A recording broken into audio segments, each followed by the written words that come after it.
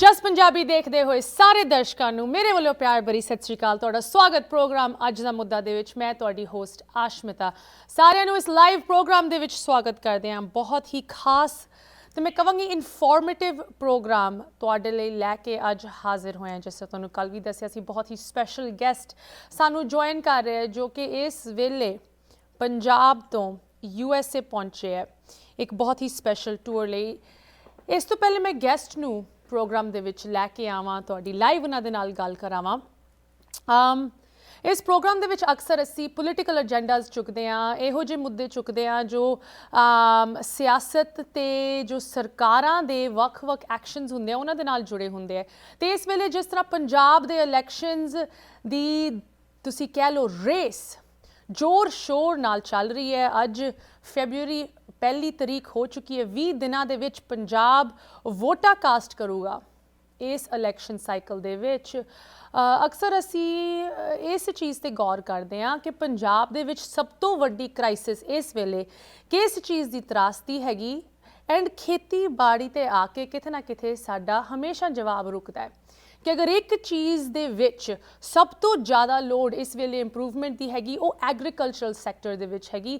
ਭਾਵੇਂ ਤੁਸੀਂ ਕਿਸਾਨ ਮੋਰਚੇ ਦੀ ਗੱਲ ਕਰ ਲਓ, ਉਨ ਕਾਨੂੰਨਾਂ ਦੀ ਗੱਲ ਕਰ ਲਓ, ਭਾਵੇਂ ਤੁਸੀਂ ਇਨਵਾਇਰਮੈਂਟਲ ਫੈਕਟਰਸ ਦੀ ਗੱਲ ਕਰ ਲਓ, ਪਾਣੀ ਦੀ ਗੱਲ ਕਰ ਲਓ, ਸੋਇਲ ਦੀ ਗੱਲ ਕਰ ਲਓ, ਡਿਵਰਸੀਫਿਕੇਸ਼ਨ ਦੀ ਗੱਲ ਕਰ ਲਓ, ਕਿਸਾਨਾਂ ਦੀ ਖਾਸ ਕਰਕੇ ਛੋਟੇ ਕਿਸਾਨਾਂ ਦੀ ਗੱਲ ਕਰ ਲਓ। ਇਸ ਵੇਲੇ ਐਗਰੀਕਲਚਰਲ ਕ੍ਰਾਈਸਿਸ ਸਭ ਤੋਂ ਵੱਡੀ ਪ੍ਰਾਇਓਰਿਟੀ ਬਣੀ ਹੋਈ ਹੈ। But agricultural crisis the politics 'ਤੇ ਤਾਂ ਅਸੀਂ ਅਕਸਰ ਗੱਲ ਕਰਦੇ ਹਾਂ, ਕਿਤੇ ਨਾ ਕਿਤੇ ਜੋ ਐਗਰੀਕਲਚਰਲ ਦੇ ਪਿੱਛੇ ਸਾਇੰਸ ਜੋ ਇਸ ਫੀਲਡ ਨੂੰ ਡਰਾਈਵ ਕਰਦੀ ਹੈ ਉਹਦੀ ਗੱਲ ਘੱਟ ਹੁੰਦੀ ਹੈ। ਸੋ ਅੱਜ ਮੈਨੂੰ ਬਹੁਤ ਖੁਸ਼ੀ ਹੋ ਰਹੀ ਹੈ ਇੱਕ ਵਾਰੀ ਫਿਰ ਇਸ ਪ੍ਰੋਗਰਾਮ ਦੇ ਵਿੱਚ ਉਸ ਕ੍ਰਾਈਸਿਸ ਦੇ ਪਿੱਛੇ ਜੋ ਸਾਇੰਸ ਹੈਗੀ ਉਹਦੇ ਬਾਰੇ ਗੱਲ ਕਰਨ ਦਾ ਮੌਕਾ ਮਿਲਿਆ ਹੈ। ਅਤੇ ਇੱਕ ਬਹੁਤ ਹੀ ਖਾਸ ਮੈਂ ਕਹਾਂਗੀ ਮੰਨੇ ਪਰਮੰਨੇ ਐਕਸਪਰਟ ਸਾਡੇ ਨਾਲ ਜੁੜੇ ਹਨ।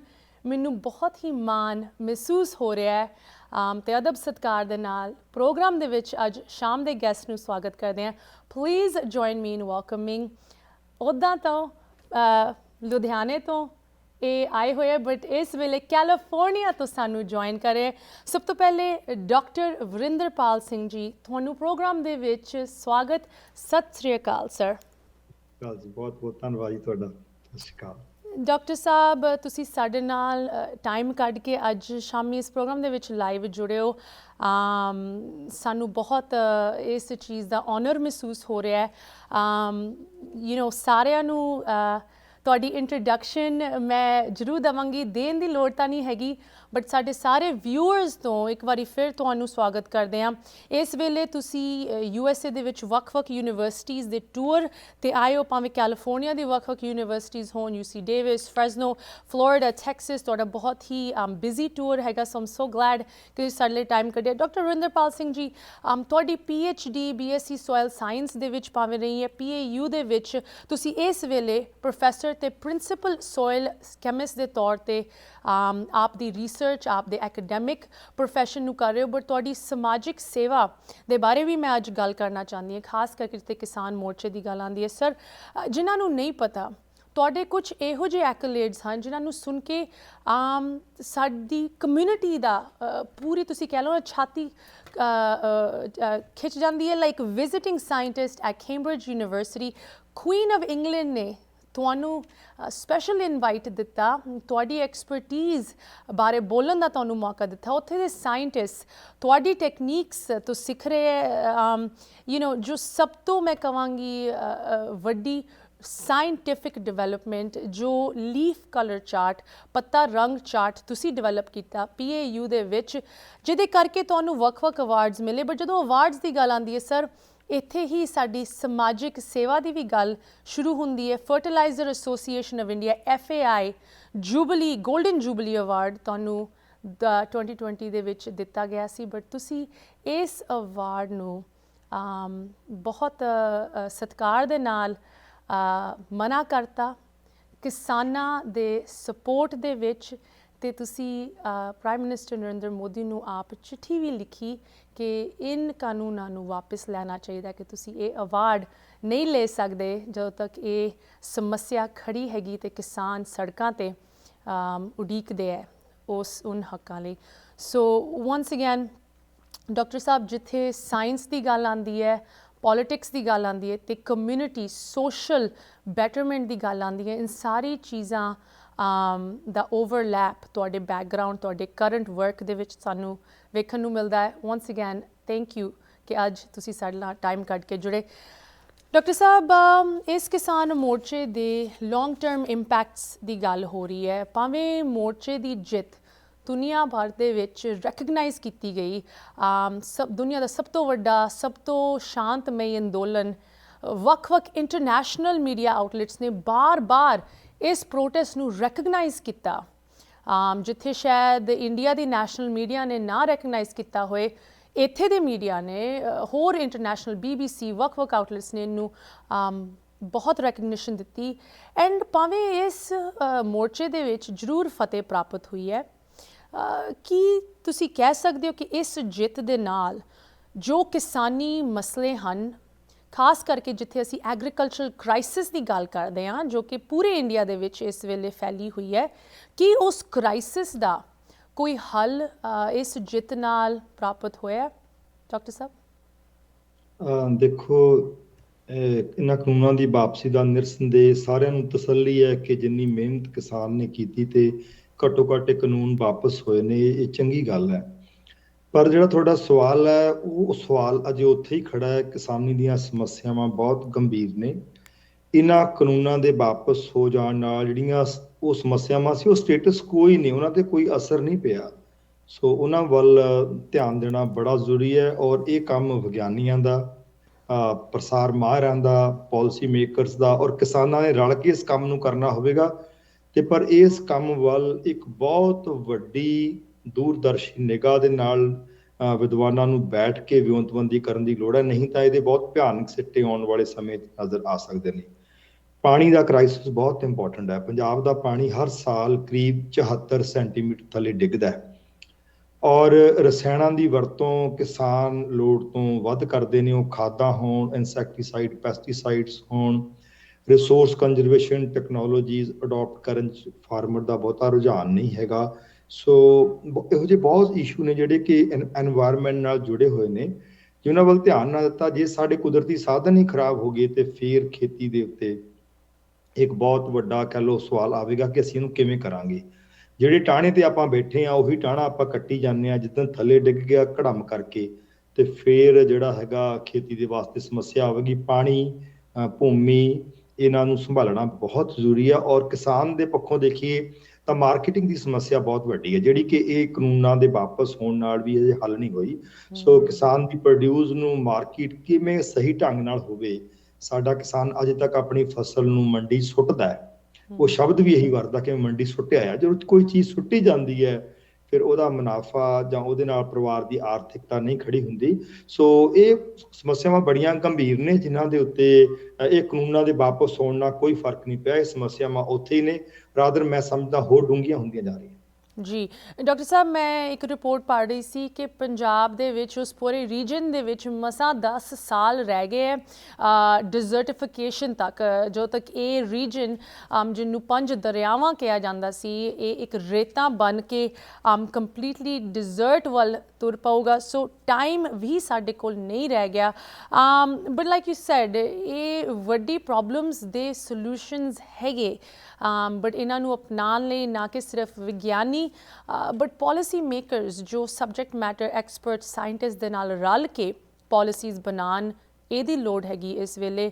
ਡਾਕਟਰ ਵਰਿੰਦਰਪਾਲ ਸਿੰਘ ਜੀ, ਤੁਹਾਡੀ ਜੋ ਖਾਸ ਕਰਕੇ ਜਦੋਂ ਅਸੀਂ ਕਿਸਾਨੀ ਮੋਰਚੇ ਦੀ ਗੱਲ ਕਰਦੇ ਹਾਂ, ਉਨ ਸ਼ਹੀਦਾਂ ਨੂੰ ਲੈ ਕੇ, ਜੋ 700 ਤੋਂ ਵੱਧ ਸ਼ਹੀਦ ਹੋਏ ਹਨ ਇਸ ਮੋਰਚੇ ਦੇ ਵਿੱਚ, ਉਹਨਾਂ ਦੇ ਪਰਿਵਾਰਾਂ ਲਈ ਤੁਸੀਂ ਬਹੁਤ, ਮੈਂ ਕਹਾਂਗੀ, ਇੱਕ ਆਨਰੇਬਲ ਇਨੀਸ਼ੀਏਟਿਵ ਸ਼ੁਰੂ ਕੀਤਾ ਹੈ ਆਤਮ ਪ੍ਰਗਟ ਸੰਸਥਾ ਵੱਲੋਂ। ਇਹਨਾਂ ਪਰਿਵਾਰਾਂ ਲਈ ਕੀ ਸੰਭਾਲ, ਖਾਸ ਕਰਕੇ ਜਦੋਂ ਫਾਈਨੈਂਸ਼ੀਅਲ ਸਪੋਰਟ ਦੀ ਗੱਲ ਆਉਂਦੀ ਹੈ, ਇਹਦੇ ਲਈ ਕੀ ਆਰੰਭ ਕੀਤਾ ਗਿਆ ਹੈ, ਅਤੇ ਇਹਦੇ ਬਾਰੇ ਅੱਜ ਤੁਸੀਂ ਸਾਨੂੰ ਕੀ ਦੱਸ ਸਕਦੇ ਹੋ ਕਿ ਸਾਰਿਆਂ ਦਾ, ਖਾਸ ਕਰਕੇ ਇੱਥੇ ਸਾਡੇ ਨਾਲ ਜੁੜੇ ਹੋਏ ਆਡੀਅנס ਵਿਊਅਰਸ ਦਾ ਦਿਲੋਂ ਮਤਲਬ ਦਰਦ ਉਹਨਾਂ ਦਾ ਉਨ ਪਰਿਵਾਰਾਂ ਨਾਲ ਜੁੜਿਆ ਹੋਇਆ ਹੈ ਜਿਨ੍ਹਾਂ ਦੇ ਸ਼ਹੀਦ ਹੋਏ ਹਨ ਪਿਛਲੇ ਸਾਲ ਦੇ ਵਿੱਚ। ਇਸ ਮੁੱਦੇ ਤੇ ਤੁਸੀਂ ਵੀ ਕਾਫੀ ਕੰਮ ਕਰਿਓ, ਪਲੀਜ਼ ਸਾਨੂੰ ਇਹਦੇ ਬਾਰੇ ਜਾਣਕਾਰੀ ਦਿਵੋ। ਦੇਖੋ ਜੀ, ਇਹ ਬੜਾ ਮਹੱਤਵਪੂਰਨ ਵਿਸ਼ਾ ਔਰ ਸਾਡੀ ਸਾਰਿਆਂ ਦੀ, ਸਾਰੇ ਸਮਾਜ ਦੀ ਸਾਂਝੀ ਜ਼ਿੰਮੇਵਾਰੀ ਹੈ ਕਿ ਅਸੀਂ ਜਿਹੜੇ ਕਿਸਾਨਾਂ ਨੇ ਇਸ ਅੰਦੋਲਨ ਦੌਰਾਨ ਆਪਣੀਆਂ ਸ਼ਹੀਦੀਆਂ ਦਿੱਤੀਆਂ ਉਹਨਾਂ ਦੇ ਪਰਿਵਾਰ ਨੂੰ ਸੰਭਾਲਣਾ ਹੈ।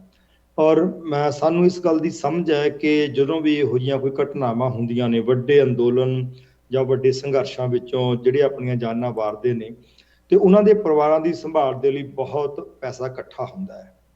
ਅਸੀਂ ਪਿਛਲੇ ਸਮੇਂ 'ਚ ਦੇਖਿਆ, ਪਰ ਉਹ ਪਰਿਵਾਰਾਂ ਤੱਕ ਨਹੀਂ ਪਹੁੰਚਦਾ, ਉਹ ਵਿਚਾਲੇ ਹੀ ਕਿਤੇ ਜਿਹੜਾ ਹੈਗਾ ਅੱਗਾ ਪਿੱਛਾ ਹੋ ਜਾਂਦਾ। ਸੋ ਜਦੋਂ ਇਹ ਭਾਣਾ ਵਰਤਿਆ, ਇਸ ਅੰਦੋਲਨ ਦੇ ਵਿੱਚ ਸ਼ਹਾਦਤਾਂ ਹੋਈਆਂ, ਸੋ ਸਾਡੀ ਟੀਮ ਨੇ ਸੋਚਿਆ ਵੀ ਇਸ ਵਾਰ ਇਹ ਨਹੀਂ ਹੋਣ ਦੇਣਾ। ਇਸ ਕੰਮ ਨੂੰ ਇੰਨਾ ਓਨੈਸਟਲੀ ਔਰ ਟਰਾਂਸਪੇਰੈਂਟਲੀ ਸਮਾਜ ਨੂੰ ਕਰਕੇ ਦੇਣਾ, ਤਾਂ ਕਿ ਦਾਨੀ ਸੱਜਣਾ ਦਾ ਔਰ ਜਿਹੜੀਆਂ ਸੁਹਿਰਦ ਸੰਸਥਾਵਾਂ ਨੇ, ਸਮਾਜ ਸੇਵੀ ਸੰਸਥਾਵਾਂ ਦਾ, ਉਹਨਾਂ ਨੂੰ ਗੁੰਮਰਾਹ ਨਾ ਕੀਤਾ ਜਾ ਸਕੇ ਔਰ ਉਹਨਾਂ ਦਾ ਚੀਰਹਰਨ ਨਾ ਹੋਵੇ ਵੀ ਕੋਈ ਇਹੋ ਜਿਹੇ ਢੰਗ ਨਾਲ ਇਸ ਸੇਵਾ ਦੇ ਕੰਮ ਨੂੰ ਹੱਥ ਵਿੱਚ ਲਿਆ ਜਾਵੇ ਤਾਂ ਕਿ ਲੋੜਵੰਦਾਂ ਦੀ ਜਿਹੜੀ ਮਦਦ ਆ ਉਹ ਯਕੀਨੀ ਹੋ ਜਾਵੇ ਤੇ ਕੋਈ ਇਦਾਂ ਦਾ ਕਿਸਾਨ ਰਹਿ ਨਾ ਜਾਵੇ ਜਿਹੜਾ ਇਸ ਅੰਦੋਲਨ ਦੇ ਵਿੱਚ ਪਰਿਵਾਰ ਦਾ ਮੈਂਬਰ ਸ਼ਹੀਦ ਹੋਇਆ ਤੇ ਉਹਦੇ ਪਰਿਵਾਰ ਦੀਆਂ ਸਮੱਸਿਆਵਾਂ ਉਦਾਂ ਹੀ ਖੜੀਆਂ ਰਹਿਣ। ਸੋ ਇਸ ਕੰਮ ਦੇ ਲਈ ਅਸੀਂ ਪੰਜਾਬ ਦੇ ਨਹੀਂ, ਸਮੁੱਚੇ ਭਾਰਤ ਦੇ ਪੜ੍ਹੇ ਲਿਖੇ ਲੋਕਾਂ ਨੂੰ ਜਾਗਰੂਕ ਕੀਤਾ। 7 ਫਰਵਰੀ 2021 ਨੂੰ ਅਸੀਂ ਪੰਜਾਬ ਖੇਤੀਬਾੜੀ ਯੂਨੀਵਰਸਿਟੀ ਦੇ ਵਿੱਚ 5 ਵਾਈਸ ਚਾਂਸਲਰ ਸਾਹਿਬਾਨ ਨੇ ਸਾਡੀ ਵੈਬਸਾਈਟ ਦੇ ਉੱਤੇ, ਆਤਮ ਪ੍ਰਕਾਸ਼ ਦੀ ਵੈਬਸਾਈਟ ਦੇ ਉੱਤੇ ਇੱਕ ਪੋਰਟਲ ਜਾਰੀ ਕੀਤਾ, ਸਪੋਰਟ ਫਾਰਮਰਸ ਮਿਸ਼ਨ। ਔਰ ਇਹ ਸਪੋਰਟ ਫਾਰਮਰ ਦੇ ਉੱਤੇ ਅਸੀਂ ਉਸ ਦਿਨ 198 ਕਿਸਾਨ ਸ਼ਹੀਦ ਹੋਏ ਸਨ 7 ਫਰਵਰੀ ਨੂੰ। ਅੱਜ ਅਸੀਂ ਕੱਲੇ ਕਿਸਾਨ ਤੱਕ ਪਹੁੰਚ ਕਰ ਰਹੇ ਹਾਂ ਔਰ ਸਾਡੇ ਕੋਲ ਡਾਟਾ ਹੈ। ਆਪਾਂ ਅਖਬਾਰਾਂ 'ਚ ਕਦੀ 700 ਸੁਣਦੇ ਹਾਂ, ਕਦੀ 750 ਸੁਣਦੇ ਹਾਂ। ਸਾਡੇ ਅੱਜ ਦੀ ਤਾਰੀਖ ਵਿੱਚ 848 ਕੇਸ ਰਜਿਸਟਰਡ ਨੇ ਜਿਨ੍ਹਾਂ ਦੇ ਇਹ ਟ੍ਰੈਜੇਡੀਜ਼ ਨੇ। ਇੱਕ ਇਹ ਵੀ ਅਸੀਂ ਸਮਾਜ ਦੇ ਵਿੱਚ ਦੇਖਦੇ ਹਾਂ ਵੀ ਅਸੀਂ ਆਮ ਤੌਰ ਤੇ ਉਹਦੀ ਗੱਲ ਕਰਦੇ ਹਾਂ ਜਿਹਦੀ ਮੌਤ ਹੋ ਜਾਂਦੀ ਹੈ, ਵੀ ਅਸੀਂ ਉਹਨੂੰ ਮੌਤ ਹੋਣ ਤੋਂ ਬਾਅਦ ਹੀ ਕਹਿਣਾ ਵੀ ਸਾਡੇ ਲਈ ਉਹਨੇ ਕੁਝ ਕੀਤਾ। ਜਿਹੜਾ ਹਾਦਸੇ ਵਿੱਚ ਗ੍ਰਸਤ ਹੋਇਆ ਤੇ ਅਜੇ ਹਸਪਤਾਲ ਵਿੱਚ ਪਿਆ, ਜ਼ਿੰਦਗੀ ਤੇ ਮੌਤ ਦੀ ਜੰਗ ਲੜ ਰਿਹਾ, ਉਹ ਸਾਡੇ ਲਈ ਜ਼ਿਆਦਾ ਮਹੱਤਵਪੂਰਨ ਹੈ ਤਾਂ ਕਿ ਉਹਨੂੰ ਬਚਾਇਆ ਜਾ ਸਕੇ। ਸੋ 848 ਹਾਦਸੇ ਰਿਕਾਰਡਡ ਨੇ ਜਿਹੜੇ ਸਾਡੇ ਕੋਲ ਡਾਕੂਮੈਂਟਡ ਨੇ। ਇਹਨਾਂ ਦੇ ਵਿੱਚੋਂ 750 ਤੋਂ ਵੱਧ ਸ਼ਹਾਦਤਾਂ ਹੋ ਚੁੱਕੀਆਂ। ਬਾਕੀ ਦੇ ਕਰੀਬ 100 ਕਿਸਾਨ ਹਸਪਤਾਲਾਂ ਦੇ ਵਿੱਚ ਜ਼ਿੰਦਗੀ ਤੇ ਮੌਤ ਦੀ ਜੰਗ ਲੜ ਰਹੇ ਨੇ। ਸੋ ਅਸੀਂ ਨਾ 848 ਪਰਿਵਾਰਾਂ ਦੀ ਸੰਭਾਲ ਲਈ ਆਪਣੇ ਵੱਲੋਂ ਯਥਾ ਸ਼ਕਤ ਯਤਨ ਕਰ ਰਹੇ ਹਾਂ ਔਰ ਕੱਲੇ ਪਰਿਵਾਰ ਦਾ ਰਿਵਿਊ ਹੁੰਦਾ ਹੈ। 25 ਟੀਮਾਂ ਸਮੁੱਚੇ ਭਾਰਤ ਦੇਸ਼ ਦੇ ਵਿੱਚ ਗ੍ਰਾਸ ਰੂਟ ਤੇ ਕੰਮ ਕਰ ਰਹੀਆਂ ਨੇ। ਕੱਲੇ ਪਰਿਵਾਰ ਨੂੰ ਮਿਲਣ ਤੋਂ ਬਾਅਦ, ਉਹਨਾਂ ਦੀਆਂ ਲੋੜਾਂ ਦਾ ਜਾਇਜ਼ਾ ਲੈਣ ਤੋਂ ਬਾਅਦ ਅਸੀਂ ਉਹਨਾਂ ਦੀਆਂ ਜਿਹੜੀਆਂ ਲੋੜਾਂ ਨੇ ਵੈਬਸਾਈਟ ਦੇ ਉੱਤੇ ਟਰਾਂਸਪੇਰੈਂਟਲੀ ਰੱਖ ਦਿੰਦੇ ਹਾਂ ਕਿ ਆਹ ਪਰਿਵਾਰ ਨੇ, ਇਹਨਾਂ ਦੀਆਂ ਆਹ ਲੋੜਾਂ ਨੇ। ਔਰ ਜਿਹੜੀਆਂ ਵੀ ਸੰਸਥਾਵਾਂ, ਕਿਉਂਕਿ ਇਹ ਕਿਸੇ ਇੱਕ ਸੰਸਥਾ ਦਾ ਕੰਮ ਨਹੀਂ ਹੈ, ਸਮਾਜ ਵਿੱਚ ਬਹੁਤ ਸਾਰੇ ਦਾਨੀ ਸੱਜਣ ਨੇ, ਬਹੁਤ ਸਾਰੇ ਸਿਆਣੇ ਲੋਕ ਨੇ ਜਿਹੜੇ ਇਹੋ ਜਿਹੇ ਸਮੇਂ ਸਮਾਜ ਦੀ ਬਾਹ ਫੜਦੇ ਨੇ। ਸੋ ਜਿਹੜੇ ਵੀ ਪਰਿਵਾਰ ਨੂੰ, ਜਿਹੜੀ ਵੀ ਸੰਸਥਾ ਨੇ ਸਹਿਯੋਗ ਕੀਤਾ ਹੁੰਦਾ ਹੈ, ਅਸੀਂ ਉਹ ਆਪਣੀ ਵੈਬਸਾਈਟ ਤੇ ਬਕਾਇਦਾ ਐਕਨੋਲਜ ਕਰਦੇ ਹਾਂ ਕਿ ਇਸ ਪਰਿਵਾਰ ਨੂੰ ਇਹ ਸੰਸਥਾ ਨੇ ਇੰਨਾ ਸਹਿਯੋਗ ਕੀਤਾ ਤੇ ਇਹ ਪਰਿਵਾਰ ਦੀਆਂ ਇੰਨੀਆਂ ਲੋੜਾਂ ਬਾਕੀ ਨੇ, ਉਹਨਾਂ ਨੂੰ ਕੋਈ ਵੀ ਆ ਕੇ ਕਰ ਸਕਦਾ। ਸੋ ਆਤਮ ਪ੍ਰਕਾਸ਼ ਨੇ ਇੱਕ ਅੰਬਰੇਲਾ ਪ੍ਰੋਵਾਈਡ ਕੀਤੀ ਹੈ ਤਾਂ ਕਿ ਆਮ ਲੋਕਾਂ ਨੂੰ ਇਹ ਪਤਾ ਹੋਵੇ ਵੀ ਕਿਹੜੇ, ਪਹਿਲਾਂ ਤਾਂ ਉਹ ਡਾਟਾ ਕਿੱਥੇ ਹੈ। ਅਖਬਾਰਾਂ 'ਚ ਤਾਂ ਖਬਰ ਆਉਂਦੀ ਹੈ 750 ਨੇ, ਪਰ ਉਹ 750 ਕਿਹੜੇ ਨੇ ਕਿਸੇ ਨੂੰ ਪਤਾ? ਤੇ ਉਹ 750 ਨਹੀਂ, ਉਹ 848 ਨੇ ਅੱਜ ਦੀ ਡੇਟ ਦੇ ਵਿੱਚ ਜਿਹਨਾਂ ਅਸੀਂ ਰਿਵਿਊ ਕਰ ਰਹੇ ਹਾਂ। ਔਰ ਇਕੱਲੇ ਨੂੰ ਜਿਹੜੀ ਫੈਮਿਲੀ ਰਿਵਿਊ ਹੋ ਜਾਂਦੀ ਹੈ ਉਹਦੀ ਮੁਕੰਮਲ ਜਿਹੜੀ ਡਿਟੇਲ ਹੈ ਸਾਡੀ ਵੈਬਸਾਈਟ ਤੇ ਆ ਜਾਂਦੀ ਹੈ। ਉਹ ਪਰਿਵਾਰ ਦੀਆਂ ਕੀ ਲੋੜਾਂ ਨੇ, ਕਿਹੜੀਆਂ ਲੋੜਾਂ ਪੂਰੀਆਂ ਹੋ ਗਈਆਂ ਨੇ ਤੇ ਕਿਹਨੇ ਪੂਰੀਆਂ ਕਰ ਦਿੱਤੀਆਂ ਨੇ, ਕਿਹੜੀਆਂ ਬਾਕੀ ਰਹਿ ਗਈਆਂ ਨੇ, ਤਾਂ ਕਿ ਕੋਈ ਵੀ ਸੱਜਣ ਆ ਕੇ ਉਹਨਾਂ ਲੋੜਾਂ ਨੂੰ ਪੂਰੀਆਂ ਕਰ ਸਕਦਾ। ਅਸੀਂ ਇਨਕਰੇਜ ਕਰਦੇ ਹਾਂ ਵੀ ਸਾਤੋਂ ਉਤੋਂ ਫੈਮਿਲੀ ਲਵੋ, ਅਸੀਂ ਤੁਹਾਨੂੰ ਉਹਨਾਂ ਨਾਲ ਸੰਪਰਕ ਕਰਾਉਂਦੇ ਹਾਂ। ਸਿੱਧਾ ਜਿਹੜੀ ਫਾਈਨੈਂਸ਼ੀਅਲ ਲੋੜ ਹੈ ਭਾਵੇਂ ਉਹਨਾਂ ਨੂੰ ਦੇ ਦਿਓ, ਸਾਨੂੰ ਦੇਵੋਗੇ ਤਾਂ ਅਸੀਂ ਉੱਥੇ ਪਹੁੰਚਾ ਕੇ ਤੁਹਾਨੂੰ ਬੈਕ ਰਿਸਪੌਂਡ ਕਰਾਂਗੇ ਕਿ ਭਾਈ ਇਸ ਟ੍ਰਾਂਜੈਕਸ਼ਨ ਦੇ ਤਹਿਤ ਉਸ ਬੰਦੇ ਕੋਲ ਪਹੁੰਚ ਗਿਆ, ਤੁਸੀਂ ਕਨਫਰਮ ਕਰ ਲਵੋ। ਉਹ ਕਰਨ ਤੋਂ ਬਾਅਦ ਸਾਡੀ ਵੈਬਸਾਈਟ ਤੇ ਉਹਦਾ ਬਕਾਇਦਾ ਮੈਂਸ਼ਨ ਹੁੰਦਾ। ਸੋ ਜਿਹੜੀ ਤੁਸੀਂ ਗੱਲ ਕੀਤੀ ਹੈ ਵਿੱਤ ਦੀ, ਮੈਂ ਇਹ ਵੀ ਦੱਸ ਦੇਣਾ ਚਾਹੁੰਦਾ ਕਿ ਇਸ ਸੇਵਾ ਦੇ ਕਾਰਜ ਵਿੱਚ ਬਹੁਤਾ ਪੈਸਾ ਇਨਵੋਲਵ ਨਹੀਂ ਹੈਗਾ। ਐਵੇਂ ਲੋਕੀ ਕਹਿਣ, ਮੈਂ ਇਸ ਗੱਲ ਨੂੰ ਕੈਮਰੇ ਤੇ ਬੈਠ ਕੇ ਬਹੁਤ ਵਾਰੀ ਦੱਸ ਚੁੱਕੇ ਹਾਂ ਵੀ ਇਹ ਸਾਡੇ ਪ੍ਰੋਜੈਕਟ ਵਿੱਚ ਸਿਰਫ 15% ਕੰਪੋਨੈਂਟ ਹੈ, ਇੱਥੇ ਪੈਸਾ ਇਨਵੋਲਵ ਹੈ। 85% ਕੰਪੋਨੈਂਟ ਤਾਂ ਹੋਰ ਹੈ ਜਿਹਨੂੰ ਅਸੀਂ ਕਦੀ ਮਹਿਸੂਸ ਹੀ ਨਹੀਂ ਕੀਤਾ ਵੀ ਉਹ ਕੰਪੋਨੈਂਟ ਵੀ ਇੰਪੋਰਟੈਂਟ ਹੁੰਦਾ। ਬਹੁਤ ਸਾਰੇ ਪਰਿਵਾਰਾਂ ਨੂੰ ਪੈਸੇ ਦੀ ਲੋੜ ਨਹੀਂ ਹੈ, ਉਹ ਆਪ ਕਹਿੰਦੇ ਆ ਕਿ ਸਾਨੂੰ ਲੋੜ ਨਹੀਂ। ਤੇ ਇਹੋ ਜਿਹੇ ਵੀ ਕੇਸ ਨੇ ਜਿਹੜੇ ਅੰਦੋਲਨ ਨਾਲ ਬਿਲਕੁਲ ਸੰਬੰਧਿਤ ਨਹੀਂ ਸਨ ਤੇ ਝੂਠੀਆਂ ਅਖਬਾਰਾਂ ਵਿੱਚ ਖਬਰਾਂ ਲਵਾ ਕੇ ਉਹਦਾ ਫਾਇਦਾ ਲੈਣਾ ਚਾਹੁੰਦੇ ਆ। ਅਸੀਂ ਇਹ ਸਾਰੀ ਚੀਜ਼ ਨੂੰ ਟਰਾਂਸਪੇਰੈਂਟਲੀ ਆਪਣੀ ਵੈਬਸਾਈਟ ਤੇ ਰੱਖ ਰਹੇ ਹਾਂ। ਪਿੰਡ ਦੇ ਵਿੱਚ ਪਰਿਵਾਰ ਨਾਲ ਮਿਲਣ ਤੋਂ ਬਾਅਦ ਪਿੰਡ ਦੇ ਮੋਹਤਵਾਰ ਮੈਂਬਰਾਂ ਕੋਲੋਂ, ਪਿੰਡ ਦੇ ਅਧਿਆਪਕਾਂ ਕੋਲੋਂ ਅਸੀਂ ਤਫਤੀਸ਼ ਕਰਾਉਣੇ ਵਾਕਿਆ ਹੀ ਇਹ ਪਰਿਵਾਰ ਸੰਬੰਧਿਤ ਸੀ। ਜਿਹੜਾ ਸੰਬੰਧਿਤ ਸੀ ਉਹਨੂੰ ਦੱਸਿਆ ਜਾਂਦਾ ਹੈ ਕਿ ਸੰਬੰਧਿਤ ਹੈ, ਜਿਹੜਾ ਨਹੀਂ ਸੀ ਉਹਨੂੰ ਦੱਸ ਦਿੱਤਾ ਜਾਂਦਾ ਕਿ ਸੰਬੰਧਿਤ ਨਹੀਂ ਸੀਗਾ। ਸੋ ਇਸ ਢੰਗ ਨਾਲ ਜਿਹੜੇ ਮੈਂ 85% ਕੰਮ ਹੋਰ ਨੇ ਉਹਦੇ ਚ ਇੰਪੋਰਟੈਂਟ ਇਹ ਹੈ। ਦੇਖੋ, ਇੱਕ ਮੈਂ ਤੁਹਾਨੂੰ ਗੱਲ ਦੱਸਦਾ, ਇੱਕ ਪਰਿਵਾਰ ਹੈ, ਉਹਦਾ ਨੌਜਵਾਨ ਬੱਚਾ, ਉਹਦੀ 3 ਮਹੀਨੇ ਹੋਇਆ ਵਿਆਹ ਹੋਇਆ, ਮੋਰਚੇ ਤੇ ਰਸਤੇ 'ਚ ਐਕਸੀਡੈਂਟ ਹੁੰਦਾ, ਉਹਦੀ ਡੈਥ ਹੋ ਜਾਂਦੀ ਹੈ। ਉਹਦੇ ਅਸੀਂ ਘਰ ਜਾਂਦੇ ਹਾਂ, ਉਹਦੀ ਮਾਤਾ ਪਿਛਲੇ 2 ਹਫ਼ਤੇ ਤੋਂ ਕੁਝ ਖਾ ਨਹੀਂ ਰਹੀ, ਮੰਜੇ ਤੇ ਪਈ ਹੈ ਨਾ। ਉਹਦੇ ਕੋਲ ਪਹੁੰਚਦੇ ਆ ਤੇ ਮਾਂ ਕਹਿੰਦੀ ਹੈ ਪੈਸੇ ਨਹੀਂ, ਬੋਲ ਨਹੀਂ ਹੁੰਦਾ, ਬਸ ਇਸ਼ਾਰਿਆਂ ਨਾਲ ਕਹਿੰਦੀ ਪੈਸੇ ਨਹੀਂ। ਉਹਨੇ ਸੋਚਿਆ ਵੀ ਪੈਸੇ ਦੇਣ ਸਾਨੂੰ ਆਏ ਨੇ, ਹੈ ਨਾ, ਕਿਉਂਕਿ ਸੰਸਥਾਵਾਂ ਜਾਂਦੀਆਂ ਹੀ ਪੈਸੇ ਦੇਣ ਨੇ, ਹੋਰ ਤਾਂ ਪੈਸੇ ਦੇ ਕੇ ਅਸੀਂ ਵਿਹਲੇ ਹੋ ਜਾਣੇ ਵੀ ਆਪਣਾ ਕੰਮ ਕਰ ਲਿਆ। ਪੈਸੇ ਵੀ ਕੀ ਦੇਣੇ ਆ, ਦਾਨ ਦਿੰਦੇ ਆ, ਨਾ ਤਾਂ ਅਸੀਂ ਦਾਨ ਦਿੰਦੇ ਆ ਨਾ ਅਸੀਂ ਪੈਸੇ ਦਿੰਦੇ ਆ। ਮਾਂ ਕਹਿੰਦੀ ਮੈਨੂੰ ਮੇਰਾ ਪੁੱਤ ਵਾਪਸ ਲਿਆ ਦਿਓ। ਹੁਣ ਦੱਸੋ ਮਾਂ ਨੂੰ ਪੁੱਤ ਕਿੱਥੋਂ ਵਾਪਸ ਲਿਆ ਦਈਏ? ਹੁਣ ਉਹ ਪੁੱਤ ਭਾਲਦੀ ਹੈ।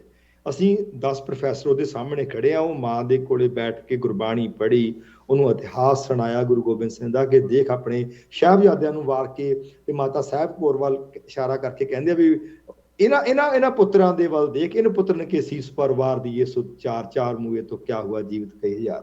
ਤੂੰ ਮਾਂ ਰੋਨੀ ਆ, ਤੇਰਾ ਪੁੱਤਰ ਤਾਂ ਅਮਰ ਹੋ ਗਿਆ, ਤੇਰੀ ਕੁੱਖ ਨੂੰ ਅਮਰ ਕਰ ਗਿਆ, ਤੂੰ ਤਾਂ ਵੱਡਿਆਂ ਭਾਗਾਂ ਵਾਲੀ ਹੈ।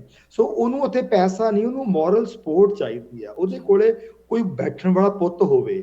ਸੋ ਇਹ ਵੱਡੇ ਕੰਮ ਨੇ। ਤੇ ਅੱਜ ਮੈਂ ਖੁਸ਼ੀ ਨਾਲ ਦੱਸ ਸਕਦਾ ਕਿ ਉਹ ਮਾਂ ਉੱਠਦੀ ਹੈ, ਬਹਿੰਦੀ ਹੈ, ਖਾਂਦੀ ਹੈ, ਪਿਆਰ ਨਾਲ ਗੱਲ ਕਰਦੀ ਹੈ। ਅਸੀਂ ਉਸ ਪਰਿਵਾਰ ਨੂੰ ਧੇਲਾ ਨਹੀਂ ਦਿੱਤਾ, ਪਰ ਜੋ ਦਿੱਤਾ ਉਸ ਚੀਜ਼ ਦਾ ਪੈਸੇ ਨਾਲ ਤੋਲ ਕੋਈ ਨਹੀਂ ਹੈਗਾ। ਸੋ ਇਹਨਾਂ ਦੇ ਬੱਚਿਆਂ ਨੂੰ ਮਾਂ-ਬਾਪ ਚਾਹੀਦੇ ਨੇ, ਇਹਨਾਂ ਦੇ ਬਜ਼ੁਰਗਾਂ ਨੂੰ ਬੱਚੇ ਚਾਹੀਦੇ ਨੇ, ਤਾਂ ਕਿ ਉਹਨਾਂ ਨੂੰ ਪਰਿਵਾਰ ਦਾ ਮਾਹੌਲ ਮਿਲੇ। ਬੱਚਿਆਂ ਨੇ ਪੜ੍ਹਨਾ ਹੈ। ਇਹ ਜਿਹੜੀਆਂ ਸ਼ਹਾਦਤਾਂ ਹੋਈਆਂ ਇਹਦੇ ਵਿੱਚ ਵੱਡੀ ਗਿਣਤੀ ਲਗਭਗ 80-85% ਪਰਿਵਾਰ ਉਹ ਨੇ ਜਿਨ੍ਹਾਂ ਦੇ ਪਰਿਵਾਰ ਵਿੱਚ ਕਿਸੇ ਬੱਚੇ ਨੇ ਕਦੀ 10ਵੀਂ ਦਾ ਇਮਤਿਹਾਨ ਨਹੀਂ ਪਾਸ ਕੀਤਾ। ਜੇ ਅਸੀਂ ਉਹਨੂੰ ਦਾਨ ਦੇ ਕੇ ਮੁੜਿਆ 1 ਲੱਖ ਰੁਪਇਆ, 2 ਲੱਖ, 5 ਲੱਖ, ਕੀ ਬੱਚੇ ਪੜ੍ਹ ਜਾਣਗੇ? ਉਹਨਾਂ ਨੂੰ ਤਾਂ ਮੈਨਰਸ ਨਹੀਂ ਆਉਂਦੇ, ਉਹਨੂੰ ਪਤਾ ਨਹੀਂ ਪੜ੍ਹਾਈ ਕੀ ਹੁੰਦੀ ਹੈ। ਤੇ ਉਹਨਾਂ ਦੇ ਕੋਲੇ ਬਹਿਣਾ, ਉਹਨਾਂ ਦੀ ਉਂਗਲ ਫੜਨੀ, ਉਹਨਾਂ ਨੂੰ ਹੌਸਲਾ ਦੇਣਾ ਕਿ ਪੁੱਤ ਤੂੰ ਪੜ੍ਹੇਗਾ, ਤੂੰ ਪੜ੍ਹ ਕੇ ਅਫਸਰ ਬਣੇਗਾ। ਉਹਨਾਂ ਨੇ ਤਾਂ ਦੇਖਿਆ ਨਹੀਂ ਕਦੀ ਮਜ਼ਦੂਰੀ ਤੋਂ ਤਾਂ ਉੱਠ ਕੇ ਵੀ ਅਸੀਂ ਮਜ਼ਦੂਰੀ ਚੋਂ ਬਾਹਰ ਵੀ ਨਿਕਲ ਜਾਵਾਂਗੇ। ਸੋ ਇਹ ਬੜੇ ਵੱਡੇ ਕੰਮ ਨੇ ਕਰਨ ਵਾਲੇ। ਅਸੀਂ ਨਾ ਪਰਿਵਾਰਾਂ ਨੂੰ ਪਰਿਵਾਰ ਵਾਲਾ ਮਾਹੌਲ ਦੇ ਰਹੇ ਹਾਂ। ਹਰ ਪਰਿਵਾਰ ਦੇ ਨਾਲ ਇੱਕ ਪੜ੍ਹਿਆ ਲਿਖਿਆ ਪ੍ਰੋਫੈਸਰ ਜਾਂ ਕੋਈ ਨੌਜਵਾਨ ਵੀਰ, ਉਹਨੂੰ ਅਸੀਂ ਕੋਆਰਡੀਨੇਟਰ ਵਜੋਂ ਨਿਯੁਕਤ ਕਰਦੇ ਹਾਂ। ਕਿਹੜੇ ਪਰਿਵਾਰ ਨਾਲ ਕੌਣ ਕੋਆਰਡੀਨੇਟਰ ਵਜੋਂ ਨਿਯੁਕਤ ਹੋਇਆ, ਇਹ ਸਾਰੀਆਂ ਡਿਟੇਲ ਸਾਡੀ ਵੈਬਸਾਈਟ ਤੇ ਪਈਆਂ ਨੇ।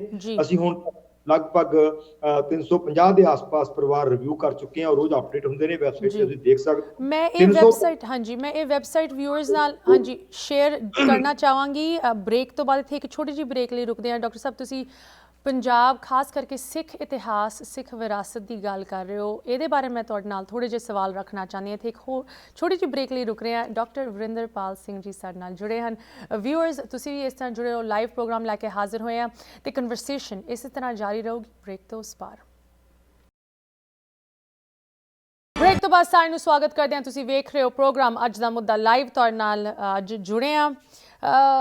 ਖਾਸ ਕਰਕੇ ਇਸ ਇਲੈਕਸ਼ਨ ਸਾਈਕਲ ਦੇ ਵਿੱਚ ਉੱਦਾਂ ਵੀ ਸਾਨੂੰ ਜਦੋਂ ਵੀ ਅਸੀਂ ਸਿੱਖ ਇਤਿਹਾਸ ਦੀ ਗੱਲ ਕਰਦੇ ਹਾਂ, ਪੰਜਾਬ ਦੀ ਵਿਰਾਸਤ ਦੀ ਗੱਲ ਕਰਦੇ ਹਾਂ, ਕੁਛ ਇਹੋ ਜਿਹੀ ਚੀਜ਼ਾਂ ਨੂੰ ਬਾਰ-ਬਾਰ ਮੈਂਸ਼ਨ ਕੀਤਾ ਜਾਂਦਾ ਹੈ ਜਿਨ੍ਹਾਂ ਦਾ ਸ਼ਾਇਦ ਮੀਨਿੰਗ, ਜਿਨ੍ਹਾਂ ਦੀ ਸਮਝ, ਜਿਨ੍ਹਾਂ ਦੀ ਐਪਲੀਕੇਸ਼ਨ ਅੱਜ ਕਿਤੇ ਨਾ ਕਿਤੇ ਸਾਨੂੰ ਨਹੀਂ ਵੇਖਣ ਨੂੰ ਮਿਲ ਰਹੀ। ਭਾਵੇਂ ਉਹ ਮਹਾਰਾਜਾ ਰਣਜੀਤ ਸਿੰਘ ਹੋਣ ਜਾਂ ਕਿਸ ਤਰ੍ਹਾਂ ਸਾਡੇ ਗੁਰੂਆਂ ਨੇ ਸਾਡੇ ਲਈ ਜੋ ਲੈਗੇਸੀ ਛੱਡੀ ਹੈ, ਜਦੋਂ ਉਹਦੀ ਗੱਲ ਹੁੰਦੀ ਹੈ ਕਿਤੇ ਨਾ ਕਿਤੇ ਕਮੀ ਰਹਿ ਗਈ ਹੈ, ਖਾਸ ਕਰਕੇ ਅੱਜ ਦੇ ਲੀਡਰਾਂ ਦੇ ਵਿੱਚ ਉਨ ਚੀਜ਼ਾਂ ਨੂੰ ਕਾਇਮ ਰੱਖਣ ਦੇ ਵਿੱਚ। ਬਟ ਇਹਦੇ ਵਿੱਚ ਵੀ ਸਾਡੇ ਅੱਜ ਸ਼ਾਮ ਦੇ ਗੈਸਟ ਕੁਛ ਚਾਨਣ ਪਾ ਸਕਦੇ ਆ ਕਿ ਕਿਸ ਤਰ੍ਹਾਂ ਅਸੀਂ ਉਸ ਵਿਰਾਸਤ ਨੂੰ ਇੱਕ ਵਾਰੀ ਫਿਰ ਕਾਇਮ ਕਰਨ ਦੇ ਵਿੱਚ ਸਫਲਤਾ ਪ੍ਰਾਪਤ ਕਰ ਸਕਦੇ ਹਾਂ। ਸੋ ਮੈਨੂੰ ਬਹੁਤ ਖੁਸ਼ੀ ਹੋ ਰਹੀ ਹੈ ਸਾਡੇ ਅੱਜ ਸ਼ਾਮ ਦੇ ਗੈਸਟ ਨੂੰ ਇੱਕ ਵਾਰੀ ਫਿਰ ਪ੍ਰੋਗਰਾਮ ਦੇ ਵਿੱਚ ਸਵਾਗਤ ਕਰਦੇ ਹੋਏ doctor Varinderpal Singh ji. Welcome back doctor ਸਾਹਿਬ।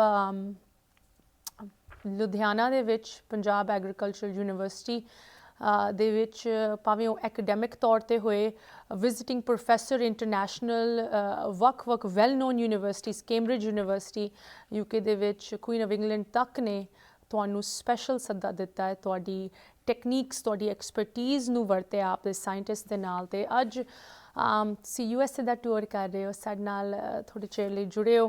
ਡਾਕਟਰ ਸਾਹਿਬ, ਅਸੀਂ ਕਿਸਾਨ ਮੋਰਚੇ ਦੀ ਗੱਲ ਕਰ ਰਹੇ ਸੀ ਤੇ ਤੁਸੀਂ ਆਪ ਦੇ ਇਸ ਪ੍ਰੋਗਰਾਮ ਬਾਰੇ ਸਾਨੂੰ ਜਾਣਕਾਰੀ ਦਿੱਤੀ। ਆਤਮ ਪ੍ਰਗਟ ਸੰਸਥਾ ਜੋ ਕਿ ਉਨ ਸ਼ਹੀਦਾਂ ਦੇ ਪਰਿਵਾਰਾਂ ਨੂੰ ਸਾਂਭ ਰਹੀ ਹੈ, ਬਟ ਇਨ ਅ ਸਾਇੰਟੀਫਿਕ ਵੇ, ਜੋ ਤੁਹਾਡੀ ਐਕਸਪਰਟੀਜ਼ ਹੈਗੀ ਉਹਨੂੰ ਤੁਸੀਂ ਅਪਣਾ ਕੇ ਇੱਕ ਟਰਾਂਸਪੈਰੈਂਸੀ, ਬਟ ਇੱਕ ਮੈਂ ਕਹਾਂਗੀ ਇੱਕ ਇਮੋਸ਼ਨਲ ਤਰੀਕੇ ਦੇ ਨਾਲ ਉਨ ਪਰਿਵਾਰਾਂ ਦੀ ਮਦਦ ਕਰ ਰਹੇ ਹੋ। ਜਿਸ ਤਰ੍ਹਾਂ ਤੁਸੀਂ ਉਸ ਮਾਂ ਦੀ ਸਾਨੂੰ ਕਹਾਣੀ ਦੱਸੀ, ਇਟਸ ਵੈਰੀ ਇਮੋਸ਼ਨਲ।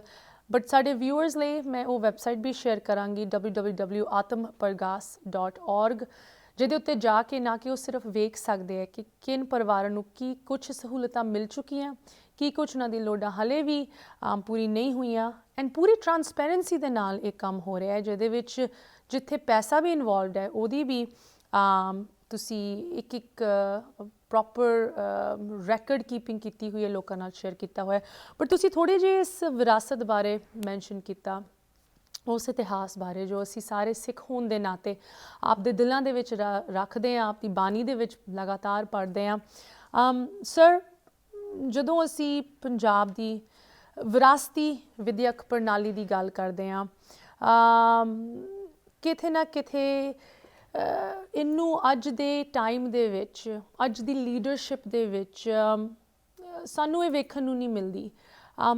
ਸਿੰਪਲ ਸ਼ਬਦਾਂ ਦੇ ਵਿੱਚ ਤੁਸੀਂ ਸਾਨੂੰ ਕੀ ਦੱਸ ਸਕਦੇ ਹੋ, ਕਿੱਥੇ ਇੱਕ ਕਮੀ ਰਹਿ ਗਈ ਹੈ, ਤੇ ਅਸੀਂ ਖਾਸ ਕਰਕੇ ਇੱਥੇ ਰਹਿਣ ਵਾਲੇ NRIs ਜੋ ਕਿ ਪੰਜਾਬ ਦਾ ਦਰਦ ਮਹਿਸੂਸ ਵੀ ਕਰਦੇ ਹੈ, ਉੱਥੇ ਦੇ ਪੋਲੀਟੀਕਲ ਸਿਸਟਮ ਦੇ ਵਿੱਚ ਇਨਵੋਲਵਮੈਂਟ ਵੀ ਰੱਖਦੇ ਹੈ, ਅਸੀਂ ਕੀ ਕਰ ਸਕਦੇ ਹਾਂ ਉਸ ਵਿਰਾਸਤ ਨੂੰ ਇੱਕ ਵਾਰੀ ਫਿਰ ਜਗਾਉਣ ਲਈ?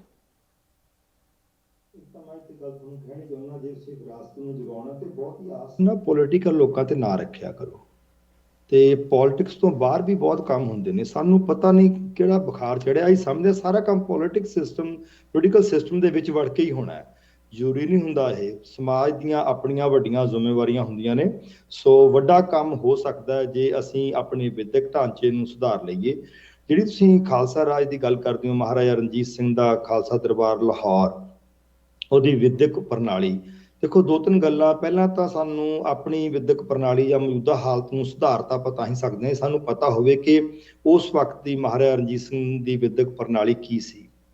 ਦੋ ਤਿੰਨ ਇੰਪੋਰਟੈਂਟ ਕੰਪੋਨੈਂਟ ਨੇ ਜਿਹੜੇ ਕਿ ਵਿਦਵਾਨਾਂ ਨੇ ਔਰ ਗੋਰੇ ਵਿਦਵਾਨਾਂ ਨੇ ਡਾਕੂਮੈਂਟ ਕੀਤੇ ਨੇ ਆਪਣੇ ਤਜਰਬਿਆਂ ਦੇ ਨਾਲ।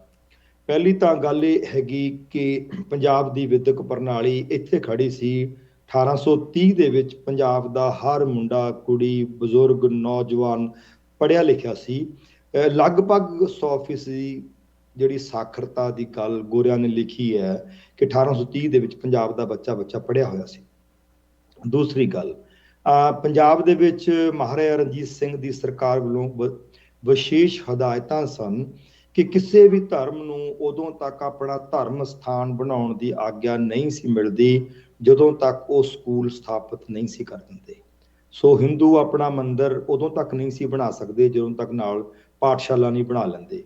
ਮੁਸਲਮਾਨ ਆਪਣਾ ਮਦਰਸਾ ਜਦੋਂ ਤੱਕ ਨਹੀਂ ਬਣਾ ਲੈਂਦੇ ਉਹ ਮਸਜਿਦ ਨਹੀਂ ਸੀ ਬਣਾ ਸਕਦੇ। ਇਸੇ ਤਰ੍ਹਾਂ ਹੀ ਸਿੱਖ ਵੀ ਜਦੋਂ ਤੱਕ ਪਾਠਸ਼ਾਲਾ ਖੜਾ ਕਰ ਲੈਂਦੇ ਉਦੋਂ ਤੱਕ ਉਹਨਾਂ ਨੂੰ ਧਰਮਸ਼ਾਲਾ ਬਣਾਉਣ ਦਾ ਅਖਤਿਆਰ ਨਹੀਂ ਸੀ। ਉਹ ਗੁਰਦੁਆਰੇ ਨਹੀਂ ਸਨ ਸ਼ਬਦ ਪ੍ਰਚਲਿਤ ਹੋਇਆ। ਉਸ ਵਕਤ ਸਿੱਖਾਂ ਦੇ ਧਾਰਮਿਕ ਸਥਾਨਾਂ ਨੂੰ ਧਰਮਸ਼ਾਲਾ ਕਿਹਾ ਜਾਂਦਾ ਸੀ, ਤੇ ਸਿੱਖਾਂ ਨੂੰ ਆਪਣੀ ਧਰਮਸ਼ਾਲਾ ਬਣਾਉਣ ਦਾ ਵੀ ਅਧਿਕਾਰ ਨਹੀਂ ਸੀ ਜਦੋਂ ਤੱਕ ਉਹ ਸਕੂਲ ਸਥਾਪਿਤ ਨਹੀਂ ਸਨ ਕਰ ਲੈਂਦੇ। ਸੋ ਇੱਕ ਬਹੁਤ ਦੂਰਦਰਸ਼ੀ ਸੋਚ ਸੀ ਕਿ ਜੇ ਕਿਸੇ ਨੇ ਧਾਰਮਿਕ ਸਥਾਨ ਬਣਾਉਣਾ ਤਾਂ ਉਹਨਾਂ ਨੂੰ ਸਭ ਤੋਂ ਪਹਿਲਾਂ ਵਿਦਿਅਕ ਅਦਾਰਾ ਬਣਾਉਣਾ ਪਵੇਗਾ। ਹਿੰਦੂਆਂ ਨੂੰ, ਮੁਸਲਮਾਨਾਂ ਨੂੰ, ਸਾਰਿਆਂ ਨੂੰ ਆਪਣੇ ਵਿਦਿਅਕ ਅਦਾਰੇ, ਆਪਣੇ ਧਾਰਮਿਕ ਸਥਾਨ ਬਣਾਉਣ ਦੀ ਖੁੱਲ੍ਹ ਸੀ। ਔਰ ਮਹਾਰਾਜਾ ਰਣਜੀਤ ਸਿੰਘ ਨੇ ਇੱਕੋ ਇੱਕ ਰਾਜਾ, ਜੇ ਸਮਕਾਲੀ ਰਾਜਿਆਂ ਨੂੰ ਦੇਖੋ, 19ਵੀਂ ਸਦੀ ਦਾ ਪਹਿਲਾ ਅੱਧ 1801 ਤੋਂ 1849 ਦੁਨੀਆ ਵਿੱਚ ਜਿੱਥੇ ਵੀ ਕੋਈ ਰਾਜ ਕਰ ਰਿਹਾ ਉਹ ਕਿਸੇ ਧਰਮ ਨੂੰ ਦੂਜੇ ਦੇ ਧਰਮਾਂ ਤੇ ਹਾਵੀ ਕਰ ਰਿਹਾ, ਦੂਜੇ ਧਰਮਾਂ ਦੇ ਲੋਕਾਂ ਦੀ ਕਤਲੋਗਾਰਤ ਕਰ ਰਿਹਾ, ਆਪਣੇ ਧਰਮ ਵਿੱਚ ਜਬਰੀ ਪਰਿਵਰਤਨ ਕਰ ਰਿਹਾ। ਦੁਨੀਆ ਨੂੰ ਦੇਖ ਲਵੋ, ਇਹ 18ਵੀਂ ਸਦੀ ਔਰ 19ਵੀਂ ਸਦੀ ਦਾ ਪਹਿਲਾ ਅੱਧ ਸਾਰੀ ਦੁਨੀਆ ਦੇ ਬਾਦਸ਼ਾਹ ਇਹ ਕੰਮ ਕਰ ਰਹੇ ਨੇ। ਔਰ ਮਹਾਰਾਜਾ ਰਣਜੀਤ ਸਿੰਘ ਦੁਨੀਆ ਦਾ ਇੱਕੋ ਇੱਕ ਬਾਦਸ਼ਾਹ ਹੈ ਜਿਹੜਾ ਗੁਰੂ ਗ੍ਰੰਥ ਸਾਹਿਬ ਦੀ ਵਿਚਾਰਧਾਰਾ ਨੂੰ ਮੁੱਖ ਰੱਖ ਕੇ ਆਪਣਾ ਰਾਜ ਕਰ ਰਿਹਾ। ਉਹਨੇ ਆਪਣੇ ਸਿੱਖ ਅੰਪਾਇਰ ਦੇ ਵਿੱਚ ਕਦੀ ਵੀ ਸਿੱਖ ਧਰਮ ਨੂੰ ਆਪਣੀ ਆਪਣੇ ਦੇਸ਼ ਦਾ ਸਿਰਮੌਰ ਧਰਮ ਅਨਾਉਂਸ ਕਰਕੇ ਦੂਸਰਿਆਂ ਦੇ ਉੱਤੇ ਧੱਕਾਜੋਰੀ ਜਾਂ ਕਤਲੇਆਮ ਜਾਂ ਕੋਈ ਮਨੁੱਖੀ ਅਧਿਕਾਰਾਂ ਦੀ ਉਲੰਘਣਾ ਨਹੀਂ ਕੀਤੀ, ਬਲਕਿ ਸਾਰਿਆਂ ਨੂੰ ਦਿਲੋਂ ਪਿਆਰ ਕਰਦਾ ਰਿਹਾ। ਸੋ ਇਹ ਗੱਲਾਂ ਕਿਵੇਂ ਆਉਂਦੀਆਂ ਨੇ? ਇਹ ਗੱਲਾਂ ਉਦੋਂ ਆਉਂਦੀਆਂ ਨੇ ਜਦੋਂ ਅਸੀਂ ਗੁਰੂ ਗ੍ਰੰਥ ਸਾਹਿਬ ਦੀ ਵਿਚਾਰਧਾਰਾ ਨੂੰ ਸਮਝਣ ਦੀ ਕੋਸ਼ਿਸ਼ ਕਰਦੇ ਹਾਂ। ਇਹ ਗਿਆਨ ਦਾ ਸੋਮਾ ਹੈ। ਤੇ ਅੱਜ ਜਿਹੜੀ ਅਸੀਂ ਸਮਾਜ ਵਿੱਚੋਂ ਗੁਜ਼ਰ ਰਹੇ ਹਾਂ, ਧਰਮ ਇੱਕ ਵਪਾਰ ਬਣ ਗਿਆ ਹੋਇਆ। ਧਾਰਮਿਕ ਲੋਕ, ਸਿਆਸੀ ਲੋਕ, ਮੈਨੂੰ ਕਹਿਣ 'ਚ ਕੋਈ ਝਿਜਕ ਨਹੀਂ ਹੈ, ਇਹਨਾਂ ਨੇ ਧਰਮ ਨੂੰ ਧੰਦਾ ਬਣਾ ਲਿਆ ਹੋਇਆ। ਜਿਹੜਾ ਧਰਮ ਸਮਾਜ ਨੂੰ ਜੋੜਨ ਦਾ ਕੰਮ ਕਰਦਾ ਹੈ, ਉਸ ਧਰਮ ਨੂੰ ਆਧਾਰ ਬਣਾ ਕੇ ਸਮਾਜ ਨੂੰ ਤੋੜਨ ਦਾ ਕੰਮ ਕਰਦੇ ਨੇ।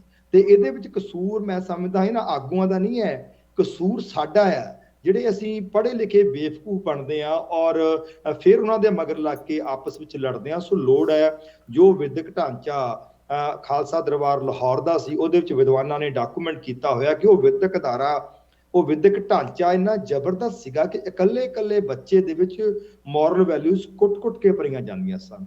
ਭਾਵੇਂ ਉਹ ਹਿੰਦੂਆਂ ਦੇ ਸਕੂਲ ਹੋਣ, ਭਾਵੇਂ ਉਹ ਮੁਸਲਮਾਨਾਂ ਦੇ ਸਕੂਲ ਹੋਣ, ਭਾਵੇਂ ਉਹ ਸਿੱਖਾਂ ਦੇ ਸਕੂਲ ਹੋਣ, ਸਾਰੇ ਸਕੂਲ ਇੱਕ ਕਾਇਦਾ ਜ਼ਰੂਰ ਪੜ੍ਹਾਉਂਦੇ ਸੀ। ਉਸ ਕਾਇਦੇ ਦਾ ਨਾਮ ਨੂਰ ਸੀ, ਕਾਇਦਾ-ਏ-ਨੂਰ, ਜਿਹੜਾ ਕਿ 1858 ਦੇ ਵਿੱਚ ਈਸਟ ਇੰਡੀਆ ਕੰਪਨੀ ਨੇ ਪੰਜਾਬ ਦੇ ਘਰ ਘਰ ਦੀ ਤਲਾਸ਼ੀ ਲੈ ਕੇ ਉਹਨੂੰ ਸਾੜਿਆ। ਔਰ ਉਸ ਕਾਇਦੇ ਲਈ ਮੁੱਲ ਵੀ ਰੱਖਿਆ ਗਿਆ ਕਿ ਕਿਸੇ ਪੰਜਾਬੀ ਦੇ ਘਰ ਵਿੱਚ ਕਿਰਪਾਨ ਹੈ, ਗੰਡਾਸਾ ਹੈ, ਕੋਈ ਤੀਰ ਕਮਾਨ ਹੈ, ਬੰਦੂਕ ਹੈ, ਕੋਈ ਵੀ ਹਥਿਆਰ ਹੈ, ਉਹ ਈਸਟ ਇੰਡੀਆ ਕੰਪਨੀ ਨੂੰ ਜਮ੍ਹਾਂ ਕਰਾਓ, ਉਹਦੇ 3 ਆਨੇ ਮਿਲਣਗੇ। ਤੇ ਜਿਹਦੇ ਘਰ ਵਿੱਚ ਕਾਇਦਾ, ਉਹ ਈਸਟ ਇੰਡੀਆ ਕੰਪਨੀ ਨੂੰ ਜਮ੍ਹਾਂ ਕਰਾਓ, ਉਹਦੇ 6 ਆਨੇ ਮਿਲਣਗੇ। ਕਿ ਕਾਇਦੇ ਦਾ ਮੁੱਲ 6 ਆਨੇ ਔਰ ਸ਼ਸਤਰ ਦਾ ਮੁੱਲ, ਹਥਿਆਰ ਦਾ ਮੁੱਲ 3 ਆਨੇ। ਉਹ ਆਖਰ ਸੋਚਣਾ ਪਊਗਾ ਕਿ ਇਹਨਾਂ ਕਾਇਦਿਆਂ ਤੋਂ ਅੰਗਰੇਜ਼ ਕਿਉਂ ਡਰਦਾ ਸੀ? ਇਸੇ ਕਰਕੇ ਡਰਦਾ ਸੀ ਕਿ ਇਹ ਕਾਇਦਾ ਬੱਚਿਆਂ ਦੇ ਅੰਦਰ ਨੈਤਿਕਤਾ ਭਰਦਾ ਸੀ, ਉਹਨਾਂ ਨੂੰ ਗੁਰੂ ਗ੍ਰੰਥ ਸਾਹਿਬ ਦੇ ਨਾਲ ਜੋੜਦਾ ਸੀ, ਗੁਰੂ ਗ੍ਰੰਥ ਸਾਹਿਬ ਦੀ ਵੋਕੈਬਲਰੀ ਪੜ੍ਹਾਉਂਦਾ ਸੀ। ਔਰ ਅੰਗਰੇਜ਼ ਕਹਿੰਦਾ ਕਿ ਸਾਨੂੰ 33 ਸਾਲ ਲੱਗੇ, 33 ਸਾਲ 1849 ਤੋਂ 1882 ਤੱਕ। ਡਾਕਟਰ ਲੈਟਰਨ ਨੇ ਗੱਲ ਡਾਕੂਮੈਂਟ ਕੀਤੀ ਹੈ ਕਿ ਅਸੀਂ 33 ਸਾਲਾਂ ਦੇ ਵਿੱਚ ਪੰਜਾਬ ਦੀ ਵਿਦਿਅਕ ਪ੍ਰਣਾਲੀ ਨੂੰ ਤਹਿਸ ਨਹਿਸ ਕਰ ਦਿੱਤਾ। ਵਿਦਿਅਕ ਪ੍ਰਣਾਲੀ ਕੀ ਸੀ? ਗੁਰੂ ਗ੍ਰੰਥ ਸਾਹਿਬ ਦੀ ਜਿਹੜੀ ਸ਼ਬਦਾਵਲੀ ਹੈ ਉਹ ਬੱਚਿਆਂ ਨੂੰ ਪੜ੍ਹਾਈ ਜਾਂਦੀ ਸੀ, ਕਿਉਂਕਿ ਗੁਰੂ ਗ੍ਰੰਥ ਸਾਹਿਬ ਕੋਈ ਸਿੱਖਾਂ ਦਾ ਧਾਰਮਿਕ ਗ੍ਰੰਥ ਨਹੀਂ ਹੈ। ਗੁਰੂ ਗ੍ਰੰਥ ਸਾਹਿਬ ਗਿਆਨ ਦੇ ਮਹਾਸਾਗਰ ਨੇ।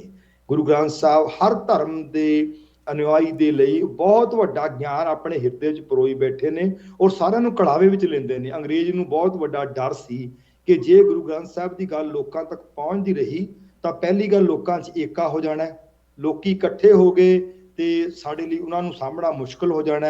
ਸੋ ਗੁਰੂ ਗ੍ਰੰਥ ਸਾਹਿਬ ਤੋਂ ਦੂਰ ਕਰਨ ਦੇ ਲਈ ਉਸ ਵਿਦਿਅਕ ਢਾਂਚੇ ਨੂੰ ਤੋੜਿਆ ਗਿਆ ਤੇ ਅੱਜ ਅਸੀਂ ਉੱਥੇ ਹੀ ਖੜੇ ਹਾਂ। ਤੇ ਜੇ ਅਸੀਂ ਅੱਜ ਮੁੜ ਕੇ ਚਾਹੁੰਦੇ ਹਾਂ ਮਹਾਰਾਜਾ ਰਣਜੀਤ ਸਿੰਘ ਵਰਗਾ ਰਾਜ, ਉਹ ਰਾਜ ਜਦੋਂ ਪੰਜਾਬ ਦੇ ਸਿੱਕੇ ਦਾ ਮੁੱਲ ਯੂਰਪ ਦੇ ਸਿੱਕੇ ਤੋਂ ਜ਼ਿਆਦਾ ਹੋਇਆ ਕਰਦਾ ਸੀ। ਇਹ ਗੱਲ ਕਿਤੇ ਕਿਤਾਬਾਂ 'ਚ ਨਹੀਂ ਪੜ੍ਹਾਈ ਜਾਂਦੀ, ਇਸੇ ਕਰਕੇ ਨਹੀਂ ਪੜ੍ਹਾਈ ਜਾਂਦੀ ਕਿਤੇ ਪੰਜਾਬੀ ਇਹਨੂੰ ਪੜ੍ਹ ਕੇ ਮੁੜ ਕੇ ਸੁਪਨਾ ਨਾ ਲੈ ਲੈਣ ਕਿ ਅਸੀਂ ਆਪਣਾ ਪੰਜਾਬ ਉਹੋ ਜਿਹਾ ਬਣਾਉਣਾ। ਸੋ ਐਡਾ ਵੱਡਾ ਸਾਡਾ ਇਤਿਹਾਸ ਹੋਵੇ ਤੇ ਇਤਿਹਾਸ ਵਿੱਚ ਪੰਜਾਬ ਦੀ ਗੱਲ ਕੋਈ ਨਾ ਹੋਵੇ।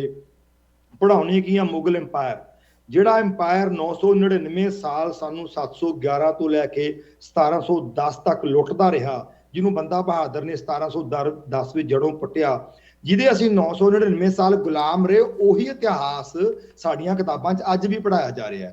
ਫ੍ਰੈਂਚ ਦਾ ਰੈਵੋਲੂਸ਼ਨ ਪੜ੍ਹਾਇਆ ਜਾ ਰਿਹਾ, ਪਰ ਉਹ ਇਤਿਹਾਸ ਜਿਹਨੇ ਸਾਡੇ ਸਿੱਕੇ ਨੂੰ ਦੁਨੀਆ ਦੇ ਸਿੱਕੇ ਤੋਂ ਉੱਚਾ ਕੀਤਾ ਹੋਵੇ, ਜਿਹਨੇ ਇੱਥੇ ਆ ਕੇ ਵਿਦੇਸ਼ੀ ਨੌਕਰੀ ਕਰਦੇ ਹੋਣ, ਯੂਰਪ ਦੇ, America, Australia, New Zealand, Japan, Italy, England, Netherland, ਇਹ ਲੋਕ ਇੱਥੇ ਆ ਕੇ ਨੌਕਰੀਆਂ ਕਰਦੇ ਰਹੇ ਨੇ। ਕਿਸੇ ਕਿਤਾਬ ਵਿੱਚ ਇਹ ਗੱਲ ਨਹੀਂ ਦੱਸੀ ਜਾਂਦੀ। ਸੋ ਜਿਹੜੇ ਅੱਜ ਪੋਲੀਟੀਸ਼ੀਅਨ ਗੱਲਾਂ ਕਰਦੇ ਨੇ ਕਿ ਅਸੀਂ ਮਹਾਰਾਜਾ ਰਣਜੀਤ ਸਿੰਘ ਵਰਗਾ ਰਾਜ ਦੇਵਾਂਗੇ, ਲੋਕਾਂ ਨੂੰ ਇਹਨੂੰ ਸਵਾਲ ਪੁੱਛਣਾ ਚਾਹੀਦਾ, ਕੀ ਤੁਹਾਨੂੰ ਪਤਾ ਕਿ ਮਹਾਰਾਜਾ ਰਣਜੀਤ ਸਿੰਘ ਦੇ ਰਾਜ ਦਾ ਵਿਦਿਅਕ ਢਾਂਚਾ ਕੀ ਸੀ? ਇਹ ਇਕੱਲੀਆਂ ਇਮਾਰਤਾਂ ਬਣਾਉਣ ਦੀ ਗੱਲ ਨਹੀਂ ਸੀ। ਉਸ ਵਕਤ ਤਾਂ ਇਮਾਰਤਾਂ ਹੈ ਹੀ ਨਹੀਂ ਸੀ, ਲੋਕੀ ਦਾ ਬੱਚੇ ਦਰਖਤਾਂ ਥੱਲੇ ਪੜ੍ਹਦੇ ਸੀ, ਪਰ ਪੜ੍ਹਦੇ ਜੀ ਉਹ ਇੰਪੋਰਟੈਂਟ ਹੈ। ਸੋ ਜੇ ਕੋਈ ਸਕੂਲ ਵਧੀਆ ਬਣਾਉਣ ਦੀ ਗੱਲ ਕਰਦਾ, ਉਹ ਇਮਾਰਤਾਂ ਵਧੀਆ ਬਣਾਉਣ ਤੱਕ ਹੀ ਸੀਮਿਤ ਹੋਵੇਗਾ। ਗੱਲ ਹੈ ਵੀ ਉਹ ਕਿਤਾਬਾਂ ਵਿੱਚ ਕੀ ਪੜ੍ਹਾਇਆ ਜਾਣਾ ਹੈ। ਉਹ ਸਾਡਾ ਸੂਰਵੀਰਾਂ ਦਾ, ਜਿਹੜਾ ਯੋਧਿਆਂ ਦਾ ਇਤਿਹਾਸ ਹੈ, ਜੋ ਸਾਡੇ ਵਿਦਵਾਨਾਂ ਨੇ ਕਿਵੇਂ ਕੰਮ ਕੀਤਾ ਕਿ 19ਵੀਂ ਸਦੀ ਵਿੱਚ ਅਸੀਂ ਦੁਨੀਆ ਦੇ ਵਿੱਚ ਸਿਰ ਕੱਢ ਆਪਣਾ ਰੱਖਦੇ ਸੀਗੇ ਸਥਾਨ। ਮੈਂ ਇੱਕ ਗੱਲ ਹੋਰ ਤੇ ਮੈਂਸ਼ਨ ਕਰਨੀ ਚਾਹੁੰਦਾ, 1809 ਦੇ ਵਿੱਚ ਜਦੋਂ ਸਰ ਮੈਟਕੈਲਫ ਨੇ ਮਹਾਰਾਜਾ ਰਣਜੀਤ ਸਿੰਘ ਨਾਲ ਸੰਧੀ ਕੀਤੀ ਹੈ ਅੰਮ੍ਰਿਤਸਰ ਆ ਕੇ, ਤਾਂ ਉਸ ਵਕਤ ਇਹ ਦੱਸਿਆ ਜਾਂਦਾ ਹੈ ਕਿ ਮੈਟਕੈਲਫ ਬਹੁਤ ਪ੍ਰਭਾਵਿਤ ਹੋਇਆ। ਪਤਾ ਕਿਹੜੀ ਗੱਲ ਤੋਂ? ਕਿ ਪੰਜਾਬ ਦੇ ਪਿੰਡ ਪਿੰਡ ਦੀ ਸੱਥ ਵਿੱਚ ਸੂਰਜੀ ਘੜੀ ਲੱਗੀ ਹੁੰਦੀ ਸੀ। ਤੇ ਜਿੰਨੀਆਂ ਮਹਾਰਾਜਾ ਰਣਜੀਤ ਸਿੰਘ ਨਾਲ ਮੀਟਿੰਗਾਂ ਹੁੰਦੀਆਂ ਸੀ ਵੈਲ ਪਲਾਨਡ ਹੁੰਦੀਆਂ ਸੀ, ਸਮੇਂ ਤੋਂ ਹੁੰਦੀਆਂ ਸੀ, ਸ਼ੁਰੂ ਸਮੇਂ ਤੇ ਖਤਮ ਹੁੰਦੀਆਂ ਸੀ। ਤੇ ਮੈਡੀਕਲ ਸੋਚਦਾ ਵੀ ਇੰਗਲੈਂਡ ਵਿੱਚ ਤਾਂ ਅਜੇ ਘੜੀਆਂ ਦਾ ਰਿਵਾਜ ਹੀ ਕੋਈ ਨਹੀਂ ਵੀ ਇਹ ਲੋਕ ਮੀਟਿੰਗ, ਮਤਲਬ ਕਿ ਦੇਖੋ ਅਸੀਂ ਕਿੰਨੇ ਐਡਵਾਂਸ ਸੀ। ਅਸੀਂ 1809 ਦੇ ਵਿੱਚ ਆਰਗੇਨਾਈਜ਼ ਸੀਗੇ, ਸਟਰਕਚਰਡ ਸੀਗੇ, ਤੇ ਵਲੈਤ ਕੋਲੇ ਅਜੇ ਘੜੀਆਂ ਸੀਗੀਆਂ ਪਰ ਘੜੀਆਂ ਦਾ ਰਿਵਾਜ ਨਹੀਂ ਸੀ। ਸਾਡੇ ਹਰ ਪਿੰਡ ਦੇ ਵਿੱਚ ਘੜੀ ਲੱਗੀ ਸੀ, ਸਕੂਲ 'ਚ ਘੜੀ ਲੱਗੀ ਸੀ, ਉਹ ਸੂਰਜ ਤੋਂ ਦੇਖਦੇ ਸੀ ਅਸੀਂ ਉਸ ਵੇਲੇ ਟਾਈਮ। ਇੱਕ ਗੱਲ ਹੋਰ ਵੀ ਮੈਟਕਲਫ ਦੀ ਕੋਟ ਹੁੰਦੀ ਹੈ ਕਿ ਮੈਟਕਲਫ ਜਦੋਂ ਦਰਬਾਰ ਸਾਹਿਬ ਜਾਂਦਾ ਹੈ ਤੇ ਉੱਥੇ ਇਹ ਵੇਖਦਾ ਹੈ ਵੀ ਦਰਬਾਰ ਸਾਹਿਬ 'ਚ ਕੀਰਤਨ ਹੁੰਦਾ ਹੈ। ਉਹ ਨੋਟ ਕਰਦਾ ਵੀ ਇਹ ਰਾਤ ਨੂੰ ਇੱਕ ਖਾਸ ਸਮੇਂ ਤੇ ਗੁਰੂ ਸਾਹਿਬ ਦਾ ਪ੍ਰਕਾਸ਼ ਹੁੰਦਾ ਹੈ ਤੇ ਖਾਸ ਸਮੇਂ ਦੇ ਉੱਤੇ ਕੀਰਤਨ ਦੀਆਂ ਧੁਨੀਆਂ ਚੇਂਜ ਹੁੰਦੀਆਂ, ਰਾਗ ਚੇਂਜ ਹੋ ਜਾਂਦੇ ਆ।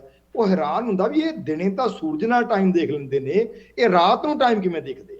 ਮਤਲਬ ਕਿ ਇਹ ਮੈਟਕੈਲਫ ਦੇ ਰੌਂਗਟੇ ਖੜੇ ਹੋ ਗਏ ਵੀ ਯਾਰ ਇੰਨੇ ਬੰਦੇ ਆਰਗੇਨਾਈਜ਼ ਨੇ, ਇਹਨਾਂ ਦੇ ਦਰਬਾਰ ਸਾਹਿਬ 'ਚ ਰਾਤ ਨੂੰ ਠੀਕ ਸਮੇਂ ਤੇ ਪ੍ਰਕਾਸ਼ ਹੁੰਦਾ ਹੈ, ਠੀਕ ਸਮੇਂ ਦੇ ਦੀਆਂ ਧੁਨੀਆਂ ਬਦਲ ਜਾਂਦੀਆਂ ਨੇ, ਇਹ ਇੰਨੇ ਇੰਟੈਲੀਜੈਂਟ ਕਿਵੇਂ ਨੇ ਕਿ ਰਾਤ ਨੂੰ ਵੀ ਟਾਈਮ ਦੇਖੀ ਜਾਂਦੇ ਨੇ। ਸੋ ਇਹ ਗੱਲ ਆ ਕੇ ਉਹਨੇ ਯੂਰਪ ਦੇ ਵਿੱਚ ਵਲੈਤ ਵਿੱਚ ਡਾਕੂਮੈਂਟ ਕੀਤੀ, ਕਿਹਾ। ਸੋ ਇਹ ਵੀ ਇੱਕ ਬਹੁਤ ਵੱਡੀ ਗੱਲ ਹੈ ਉਸ ਲੈਵਲ ਤੇ ਜਾਣਾ ਸਾਡੇ ਪੋਲੀਟੀਸ਼ੀਅਨ ਦੇ ਦਿਲ ਦਿਮਾਗ ਵਿੱਚ ਵੀ ਨਹੀਂ, ਤੇ ਲੋਕਾਂ ਨੂੰ ਜਾਗਰੂਕ ਹੋਣਾ। ਡਾਕਟਰ ਸਾਹਿਬ ਤੁਸੀਂ ਇੱਕ ਗੱਲ ਬਹੁਤ ਹੀ ਇੰਪੋਰਟੈਂਟ ਇੱਥੇ ਕਹੀ, ਮੈਂ ਦੁਹਰਾਉਣਾ ਚਾਹਾਂਗੀ ਕਿ ਸਾਡੇ ਇਤਿਹਾਸ ਦੇ ਵਿੱਚ ਇਹੋ ਜਿਹੀ ਚੀਜ਼ਾਂ ਪੜ੍ਹਾਈ ਜਾ ਰਹੀਆਂ, ਸਾਨੂੰ ਉੱਤੇ ਗੌਰ ਕਰਨਾ ਚਾਹੀਦਾ। ਅੱਜ ਤਾਂ ਸਾਡੀ ਮਾਂ ਬੋਲੀ ਤੱਕ ਨੂੰ ਮਿਟਾਇਆ ਜਾ ਰਿਹਾ ਹੈ, ਇਤਿਹਾਸ ਦਾ ਦੂਰ ਦੀ ਗੱਲ ਹੈ, ਪੰਜਾਬੀ ਤੱਕ ਨੂੰ ਰਿਮੂਵ ਕੀਤਾ ਜਾ ਰਿਹਾ ਕਰਿਕੂਲਮਸ ਤੋਂ। ਪੰਜਾਬ ਦੇ ਵਿੱਚ ਕਹਿੰਦੇ ਹੈ, ਬਹੁਤ ਫੇਮਸ ਕਹਾਵਤ ਹੈਗੀ ਕਿ ਅੰਗਰੇਜ਼ਾਂ ਦਾ ਸਟ੍ਰੈਟਜੀ ਉਹਨਾਂ ਦੀ ਹੁੰਦੀ ਸੀ ਡਿਵਾਈਡ ਐਂਡ ਕੌਂਕਰ।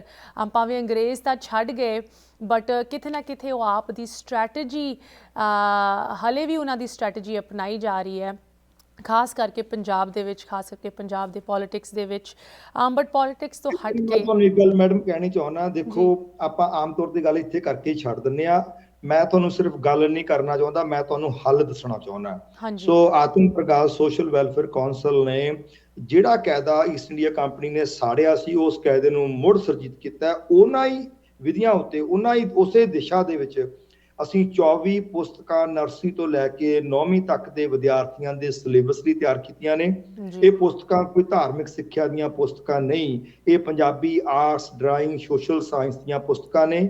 ਤੇ ਇਹਨਾਂ ਦਾ ਆਧਾਰ ਸਿਰਫ ਇਹ ਹੈਗਾ ਕਿ ਅਸੀਂ ਬੱਚਿਆਂ ਅੰਦਰ ਮੋਰਲ ਐਜੂਕੇਸ਼ਨ ਦੇਣੀ ਹੈ, ਬੱਚਿਆਂ ਨੂੰ ਸਚਾਰ ਮੁਖ ਬਣਾਉਣਾ ਹੈ। ਸੋ ਗੱਲਾਂ ਕਰਕੇ ਗੱਲ ਨਹੀਂ ਬਣਨੀ, ਸਾਨੂੰ ਹੱਲ ਵੱਲ ਵਧਣਾ ਪੈਣਾ ਹੈ। ਸੋ ਮੈਂ ਤੁਹਾਡੇ ਇਸ ਪਲੇਟਫਾਰਮ ਦੇ ਉੱਤੇ ਜਿਹੜੇ ਦਰਸ਼ਕ ਸੁਣ ਰਹੇ ਨੇ ਉਹਨਾਂ ਨੂੰ ਦੱਸਣਾ ਚਾਹੁੰਦਾ ਕਿ ਆਤਮ ਪ੍ਰਕਾਸ਼ ਦੀ ਵੈਬਸਾਈਟ ਤੇ ਸਾਡੀ ਟੀਮ ਦੇ ਨਾਲ ਸੰਪਰਕ ਕਰਕੇ ਨਾ ਕਿਤਾਬਾਂ ਨੂੰ ਇੱਕ ਵਾਰ ਜ਼ਰੂਰ ਦੇਖੋ। ਇਹ ਖਾਲਸਾ ਰਾਜ ਦੀ ਵਿਦਿਅਕ ਪ੍ਰਣਾਲੀ ਦੇ ਉੱਤੇ ਆਧਾਰਿਤ 24 ਕਿਤਾਬਾਂ ਦਾ ਨਰਸਰੀ ਤੋਂ 9ਵੀਂ ਤੱਕ ਦੇ ਵਿਦਿਆਰਥੀਆਂ ਲਈ ਸੈੱਟ ਹੈ। 300 ਤੋਂ ਵੱਧ ਸਕੂਲ ਇਹਨਾਂ ਨੂੰ ਆਪਣੇ ਸਿਲੇਬਸ ਵਿੱਚ ਯੂਜ਼ ਕਰਦੇ ਨੇ, ਔਰ ਜਿਹੜੇ ਸਕੂਲਾਂ ਨੂੰ ਵਰਤਦੇ ਨੇ ਉਹ ਦੇਖ ਰਹੇ ਨੇ ਕਿ ਬੱਚਿਆਂ ਦੇ ਵਿੱਚ ਕਿਸ ਤਰ੍ਹਾਂ ਦੀ ਪਿਆਰ, ਸਦਭਾਵਨਾ, ਕੁਰਬਾਨੀ ਦਾ ਜਜ਼ਬਾ ਔਰ ਆਪਣੇ ਵਿਰਸੇ ਪ੍ਰਤੀ ਜਾਗਰੂਕਤਾ ਪੈਦਾ ਹੋ ਰਹੀ ਹੈ। ਜਦੋਂ ਇਹ ਬੱਚੇ ਵੱਡੇ ਹੋਣਗੇ ਇਹ ਜ਼ਰੂਰ ਸਾਡੇ ਦੇਸ਼ ਨੂੰ ਉਹੋ ਜਿਹਾ ਬਣਾਉਣਗੇ ਜਿਹਦੀਆਂ ਗੱਲਾਂ ਸਿਰਫ ਮਿਊਜ਼ੀਅਮ ਦੇ ਵਿੱਚ ਰਹਿ ਗਈਆਂ ਨੇ। ਸੋ ਇਹਦੇ ਵੱਲ ਜ਼ਰੂਰ ਧਿਆਨ ਦੇਣਾ ਲਾਜ਼ਮੀ ਹੈ।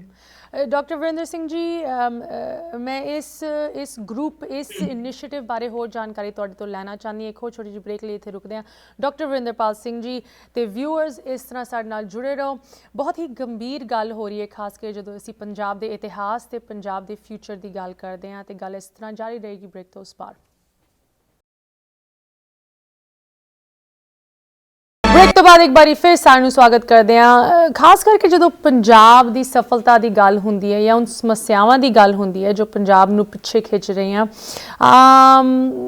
ਇਲੈਕਸ਼ਨ ਟਾਈਮ ਦੇ ਦੌਰਾਨ ਇਨ ਸਮੱਸਿਆਵਾਂ ਨੂੰ ਲੈ ਕੇ ਇੰਡੀਵਿਜੂਅਲ ਫਾਇਦੇ ਲਈ ਬਹੁਤ ਵੱਖ ਸਾਨੂੰ ਪ੍ਰੋਮਿਸਿਸ, ਵਾਅਦੇ ਤੇ ਚਰਚੇ ਸੁਣਨ ਨੂੰ ਮਿਲਦੇ ਹੈ। ਬਟ ਸਮੱਸਿਆਵਾਂ ਦਾ ਹੱਲ ਕਿਸ ਤਰ੍ਹਾਂ ਕਰਨਾ ਹੈ, ਖਾਸ ਕਰਕੇ ਅਗਰ ਅਸੀਂ ਪੋਲੀਟਿਕਸ ਤੋਂ ਹਟ ਕੇ ਇਹਨਾਂ ਬਾਰੇ ਸੋਚੀਏ। ਇਹ ਚੀਜ਼ ਮੈਨੂੰ ਪਰਸਨਲੀ ਬਹੁਤ ਵਧੀਆ ਲੱਗੀ ਕਿ ਪੋਲੀਟਿਕਸ ਤੋਂ ਹਟ ਕੇ ਵੀ ਸਮੱਸਿਆਵਾਂ ਦਾ ਹੱਲ ਹੋ ਸਕਦਾ ਹੈ। ਇਨਫੈਕਟ ਅਗਰ ਸਾਨੂੰ ਪੋਲੀਟੀਕਲ ਸਿਸਟਮ ਦੇ ਵਿੱਚ ਨਹੀਂ ਉਹ ਸੋਲੂਸ਼ਨਸ ਮਿਲ ਰਹੇ, ਸ਼ਾਇਦ ਟਾਈਮ ਆ ਗਿਆ ਕਿ ਅਸੀਂ ਆਪਣੇ ਹੱਥਾਂ ਦੇ ਵਿੱਚ ਲਈਏ ਉਨ ਪ੍ਰੋਬਲਮਸ ਨੂੰ ਤੇ ਉਹਨਾਂ ਦੇ ਸੋਲੂਸ਼ਨਸ ਨੂੰ ਜਿਨ੍ਹਾਂ ਦੇ ਨਾਲ ਪੰਜਾਬ ਦੇ ਸਮਾਜ ਦੀ ਸੇਵਾ ਹੋ ਸਕਦੀ ਹੈ, ਸਮਾਜ ਦਾ ਫਾਇਦਾ ਹੋ ਸਕਦਾ ਹੈ। ਤੇ ਇਸ ਚੀਜ਼ ਤੇ ਐਕਟਿਵਲੀ ਕੰਮ ਕਰ ਰਹੇ ਸਾਡੇ ਅੱਜ ਸ਼ਾਮ ਦੇ ਗੈਸਟ। ਬਹੁਤ ਮਾਣ ਮਹਿਸੂਸ ਹੋ ਰਿਹਾ ਹੈ ਇਹਨਾਂ ਨੂੰ ਪ੍ਰੋਗਰਾਮ ਦੇ ਵਿੱਚ ਲੈ ਕੇ ਅਸੀਂ ਹਾਜ਼ਰ ਹੋਏ ਹਾਂ ਤੁਹਾਡੇ ਨਾਲ। ਡਾਕਟਰ ਵਰਿੰਦਰਪਾਲ ਸਿੰਘ ਜੀ, ਡਾਕਟਰ ਸਾਹਿਬ, ਤੁਹਾਡੀ ਜੋ ਐਕੈਡੈਮਿਕ ਅਚੀਵਮੈਂਟਸ ਹਨ ਉਹਨਾਂ ਦੇ ਬਾਰੇ ਸਾਰਿਆਂ ਨੂੰ ਪਤਾ ਹੈ। ਇਨਫੈਕਟ ਕੇਂਦਰ ਤੱਕ ਨੇ ਤੁਹਾਨੂੰ ਅਵਾਰਡਸ ਦਿੱਤੇ ਹੈਗੇ, ਭਾਵੇਂ ਤੁਸੀਂ ਉਨ ਅਵਾਰਡਸ ਨੂੰ ਇਨਕਾਰ ਕਰਤਾ। ਕਿਸਾਨੀ ਅੰਦੋਲਨ ਦੇ ਵਿੱਚ ਤੁਸੀਂ ਆਪ ਦੀ ਤੁਸੀਂ ਕਹਿ ਲਓ ਸਪੋਰਟ ਪਾਈ, ਉਸ FAI ਗੋਲਡਨ ਜੂਬਲੀ ਅਵਾਰਡ ਨੂੰ ਇਨਕਾਰ ਕਰਕੇ। ਬਟ ਉੱਥੇ ਹੀ ਨਹੀਂ ਇਹ ਗੱਲ ਖਤਮ ਹੁੰਦੀ, ਭਾਵੇਂ ਹੁਣ ਸ਼ਹੀਦਾਂ ਦੇ ਪਰਿਵਾਰਾਂ ਦੇ ਲਈ ਸਹੂਲਤਾਂ ਇੱਕ ਸਾਇੰਸ ਬੇਸਡ ਤਰੀਕੇ ਦੇ ਨਾਲ ਇਕੱਠੀ ਕਰਨੀਆਂ, ਡਾਕੂਮੈਂਟ ਕਰਨਾ, ਲੋਕਾਂ ਤੱਕ ਉਹ ਜਾਣਕਾਰੀ ਪਹੁੰਚਾਉਣੀ। ਵੈਬਸਾਈਟ ਅਸੀਂ ਲੋਕਾਂ ਨਾਲ ਸ਼ੇਅਰ ਕੀਤੀ ਹੋਈ www.atampargas.org, ਜਿਹਦੇ ਉੱਤੇ ਉਹ ਸਾਰੀ ਜਾਣਕਾਰੀ ਪਾ ਸਕਦੇ, ਆਪ ਵੀ ਇਨਵੋਲਵ ਹੋ ਸਕਦੇ ਆ। ਤੁਹਾਡੇ ਅੰਦਰ ਜੋ ਇਹ ਖੁਸ਼ਹਾਲ ਸਮਾਜ ਦੀ ਸਿਰਜਣਾ ਦਾ ਜਨੂੰਨ ਅਸੀਂ ਕਵਾਂਗੇ ਹੈਗਾ, ਤੁਸੀਂ ਇਹਨੂੰ ਪੂਰਾ ਕਰਨ ਲਈ, ਇਹਦੇ ਉੱਤੇ ਐਕਸ਼ਨ ਲੈਣ ਲਈ ਇਹੋ ਜਿਹੇ ਮਨੁੱਖਾਂ ਦਾ ਇੱਕ ਕਾਫਲਾ ਤਿਆਰ ਕੀਤਾ ਹੈ ਜਿਨ੍ਹਾਂ ਨੂੰ ਅਸੀਂ ਕਹਿ ਸਕਦੇ ਹਾਂ ਆਪੋਜ਼ਿਟ ਆਫ ਪੋਲੀਟੀਸ਼ੀਅਨਸ। ਅਨਫੋਰਚੂਨੇਟਲੀ ਅੱਜ ਕੱਲ੍ਹ ਲੋਕਾਂ ਨੂੰ ਸਰਕਾਰਾਂ ਤੇ ਸਿਆਸੀ ਲੋਕਾਂ 'ਤੇ ਇੰਨਾ ਭਰੋਸਾ ਨਹੀਂ ਰਹਿ ਗਿਆ, ਬਟ ਤੁਸੀਂ ਉਹ ਤੋਂ ਹਟ ਕੇ ਇਹ ਇਨੀਸ਼ੀਏਟਿਵ ਸ਼ੁਰੂ ਕੀਤਾ ਹੈ। ਇਹਦੇ ਬਾਰੇ ਸਾਨੂੰ ਥੋੜ੍ਹਾ ਜਿਹਾ ਪਲੀਜ਼ ਦੱਸੋ। ਸਾਡਾ ਜਿਹੜਾ ਮੈਂ ਆਪਾਂ ਪਹਿਲਾਂ ਗੱਲ ਕਰ ਰਹੇ ਸੀ ਉਹਨੂੰ ਥੋੜੀ ਜਿਹੀ ਕੰਪਲੀਟ ਕਰਨੀ ਚਾਹੁੰਦਾ ਕਿ ਸਭ ਤੋਂ ਵੱਡੀ ਗੱਲ ਹੁੰਦੀ ਹੈ ਐਜੂਕੇਸ਼ਨ, ਕਿ ਅਸੀਂ ਬੱਚੇ ਦੇ ਦਿਲ ਦਿਮਾਗ ਵਿੱਚ ਘੋਲ ਕੇ ਪਾ ਕੇ, ਮੈਂ ਤੁਹਾਡੇ ਨਾਲ ਗੱਲ ਕਰ ਰਿਹਾ, ਤੁਸੀਂ ਮੇਰੇ ਨਾਲ ਗੱਲ ਕਰ ਰਹੇ ਹੋ ਸਕਦਾ ਆਪਾਂ ਗੱਲਾਂ ਕੁਝ ਹੋਰ ਕਰਦੇ, ਸਾਡੇ ਮਨ 'ਚ ਕੁਝ ਹੋਰ, ਕਿਉਂਕਿ ਸਮਾਜ ਵਿੱਚ ਹੁੰਦਾ ਹੈ ਕਿ ਆਵਾਜ਼ ਨੂੰ ਮੁੜ ਪਾਉਂਦੀ ਹੈ। ਕੁਛ ਮੈਨੂੰ ਲੱਗਦਾ ਕੋਈ ਪ੍ਰੋਬਲਮ ਹੈ ਤੁਹਾਡੀ ਤੁਹਾਡੀ ਆਵਾਜ਼ ਆ ਰਹੀ ਹੈ। ਹਾਂਜੀ, ਆ ਰਹੀ ਹੈ ਤੁਹਾਡੀ ਆਵਾਜ਼। ਮਤਲਬ ਕਿ ਅਸੀਂ ਅੰਦਰੋਂ ਕੁਝ ਹੋਰ ਆ ਤੇ ਬਾਹਰੋਂ ਕੁਝ ਹੋਰ ਆ। ਸਭ ਤੋਂ ਪਹਿਲਾਂ ਬੱਚਿਆਂ ਨੂੰ ਇਹ ਐਜੂਕੇਸ਼ਨ ਦੇਣ ਦੀ ਲੋੜ ਹੈ ਵੀ ਉਹਨਾਂ ਦਾ ਜੋ ਅੰਦਰ ਹੈ ਉਹੀ ਬਾਹਰ ਹੈ, ਜੋ ਹੈਗੇ ਉਹਨੂੰ ਲੁਕਾਉਣ ਦੀ ਲੋੜ ਨਹੀਂ, ਜੋ ਨਹੀਂ ਹੈਗੇ ਉਹ ਦਿਖਾਵਾ ਕਰਨ ਦੀ ਲੋੜ ਨਹੀਂ। ਸੋ ਇਹ ਇੱਕ ਬਹੁਤ ਇੰਪੋਰਟੈਂਟ ਕੰਪੋਨੈਂਟ ਹੁੰਦਾ, ਜਿੱਥੇ ਇਹ ਹੋਵੇ ਉੱਥੇ ਕਿਰਦਾਰ ਖੜੇ ਹੁੰਦੇ ਨੇ। ਕਿਰਦਾਰ ਖੜੇ ਹੋਣ ਤਾਂ ਦੇਸ਼ ਦੀ ਜਿਹੜੀ ਹੈ ਉਹ ਵਿਕਾਸ ਵੱਲ ਕੋਈ ਦਿਸ਼ਾ ਮਿਲਦੀ ਹੈ। ਸੋ ਅਸੀਂ ਨਾ ਕਿਤਾਬਾਂ ਜਿਵੇਂ ਮੈਂ ਪਹਿਲਾਂ ਗੱਲ ਕਰ ਰਿਹਾ ਸੀ, ਉਹ ਇੱਕ ਫੰਡਾਮੈਂਟਲ ਕੰਮ ਹੈ ਤਾਂ ਕਿ ਬੱਚਿਆਂ ਅੰਦਰ ਪੋਜ਼ਿਟਿਵਿਟੀ ਭਰੀ ਜਾਵੇ, ਇੱਕ ਦੂਜੇ ਪ੍ਰਤੀ ਪਿਆਰ, ਜ਼ਿੰਦਗੀ ਦਾ ਮਿਸ਼ਨ ਖੜਾ ਕਰਨ ਦੇ ਲਈ ਆਪਣਾ ਆਪਾ ਕੁਰਬਾਨ ਕਰ ਦੇਣ ਦਾ ਜਜ਼ਬਾ ਪੈਦਾ ਹੋਵੇ। ਸੋ ਇਹ ਬੇਸਿਕ ਕਾਰਜ ਜਿਹੜਾ ਹੈਗਾ ਸਾਨੂੰ ਕਰਨਾ ਜ਼ਰੂਰੀ ਹੈ, ਤਾਂ ਤੁਹਾਡੇ ਦਰਸ਼ਕ ਮੈਂ ਆਸ ਕਰਦਾ ਉਹਦੇ ਨਾਲ ਜੁੜਨਗੇ। ਅਗਲੀ ਜਿਹੜੀ ਤੁਸੀਂ ਗੱਲ ਕੀਤੀ ਹੈ ਸਚਾਰ ਮਨੁੱਖਾਂ ਦਾ ਕਾਫਲਾ ਬਣਾਉਣ ਦੇ ਲਈ ਅਸੀਂ ਬਹੁਤ ਕਹਿ ਲਓ ਆਪਣੀ ਜਿੰਨੀ ਸਮਰੱਥਾ ਰੱਬ ਨੇ ਦਿੱਤੀ ਹੈ ਉਹ ਤਾਣ ਲਾ ਕੇ, ਸਿਰ ਸੁੱਟ ਕੇ ਅਸੀਂ ਆਪਣਾ ਖੂਨ ਪਸੀਨਾ ਇਹਦੇ ਵਿੱਚ ਪਾ ਰਹੇ ਹਾਂ ਕਿ ਇਸ ਸਾਡਾ ਦੇਸ਼ ਹੈ ਉਹਨੂੰ ਅਸੀਂ ਰਲ ਮਿਲ ਕੇ ਉਹੋ ਜਿਹਾ ਬਣਾਉਣਾ ਤਾਂ ਹੀ ਬਣ ਸਕਦਾ ਜੇ ਸਾਡੇ ਕੋਲ ਸਚਾਰ ਮਨੁੱਖਾਂ ਦਾ ਕਾਫਲਾ ਹੋਵੇ। ਔਰ ਸਚਾਰ ਮਨੁੱਖ ਕਿਸੇ ਪੋਲੀਟੀਸ਼ੀਅਨਾਂ ਨੇ ਨਹੀਂ ਪੈਦਾ ਕਰਨੇ, ਡਾਕਟਰਾਂ ਨੇ ਨਹੀਂ ਪੈਦਾ ਕਰਨੇ, ਇੰਜੀਨੀਅਰਾਂ ਨੇ ਪੈਦਾ ਕਰਨੇ, PWD ਮਹਿਕਮੇ ਨੇ ਨਹੀਂ ਕਰਨੇ, ਇਹ ਡਿਪਟੀ ਕਮਿਸ਼ਨਰ ਨੇ ਨਹੀਂ ਕਰਨੇ, SSP ਨੇ ਨਹੀਂ ਕਰਨੇ। ਇਹਨਾਂ ਨੇ ਪੈਦਾ ਹੋਣਾ ਸਕੂਲਾਂ ਦੇ ਵਿੱਚ। ਇਹਨਾਂ ਨੂੰ ਪੈਦਾ ਕਰਦੇ ਨੇ ਅਧਿਆਪਕ। ਜਿਸ ਦੇਸ਼ ਦੇ ਕੋਲੇ ਚੰਗੇ ਅਧਿਆਪਕ ਹੋਣ ਉਸ ਦੇਸ਼ ਦਾ ਭਵਿੱਖ ਜਿਹੜਾ ਉਹੀ ਤਕੜਾ ਹੁੰਦਾ। ਤੇ ਅੱਜ ਸਾਡਾ ਅਧਿਆਪਕ ਹੜਤਾਲਾਂ ਤੇ ਬੈਠਾ ਆਪਣੀਆਂ ਤਨਖਾਹਾਂ ਲੈਣ ਲਈ ਟੈਂਕੀਆਂ ਤੇ ਚੜਿਆ ਫਿਰਦਾ ਹੈ। ਸੋ ਇਹਨੂੰ ਲਾਮਬੰਦ ਕਰ ਰਹੇ ਹਾਂ ਅਸੀਂ ਕਿ ਅਸੀਂ ਬੱਚਿਆਂ ਦੇ ਲਈ ਇੱਕ ਠੋਸ ਜਿਹੜਾ ਸਚਾਰ ਮਨੁੱਖਾਂ ਦਾ ਕਾਫਲਾ ਪੈਦਾ ਕਰਨ ਲਈ ਯਤਨ ਕਰ ਸਕੀਏ। ਉਹਦੇ ਲਈ ਅਸੀਂ institute of human resource development establish ਕਰਨ ਦਾ ਨਿਰਣਾ ਲਿਆ। ਔਰ ਪੰਜਾਬ ਖੇਤੀਬਾੜੀ ਯੂਨੀਵਰਸਿਟੀ ਵਿਖੇ ਪਿਛਲੇ ਦਿਨ ਹੋਏ ਇੱਕ ਵੱਡੇ ਸਮਾਗਮ ਦੇ ਵਿੱਚ ਜਿੱਥੇ 3 ਵਾਈਸ ਚਾਂਸਲਰ ਉਸ ਮੰਚ ਤੇ ਸੁਸ਼ੋਭਿਤ ਸਨ ਔਰ ਪੰਜਾਬ ਖੇਤੀਬਾੜੀ ਯੂਨੀਵਰਸਿਟੀ ਔਰ ਗੁਰੂ ਅੰਗਦ ਦੇਵ ਵੈਟਰਨਰੀ ਯੂਨੀਵਰਸਿਟੀ ਦੇ ਪ੍ਰੋਫੈਸਰਸ ਤੇ ਅਫਸਰ ਸਾਹਿਬਾਨ ਉੱਥੇ ਮੌਜੂਦ ਸਨ। ਉਸ ਸਮਾਗਮ ਦੇ ਵਿੱਚ ਅਸੀਂ ਲੁਧਿਆਣੇ ਵਿਖੇ ਇੱਕ institute of human resource development ਨੂੰ ਐਸਟੈਬਲਿਸ਼ ਕਰਨ ਦਾ ਫੈਸਲਾ ਕੀਤਾ ਔਰ ਅਸੀਂ ਅਨਾਉਂਸ ਕੀਤਾ।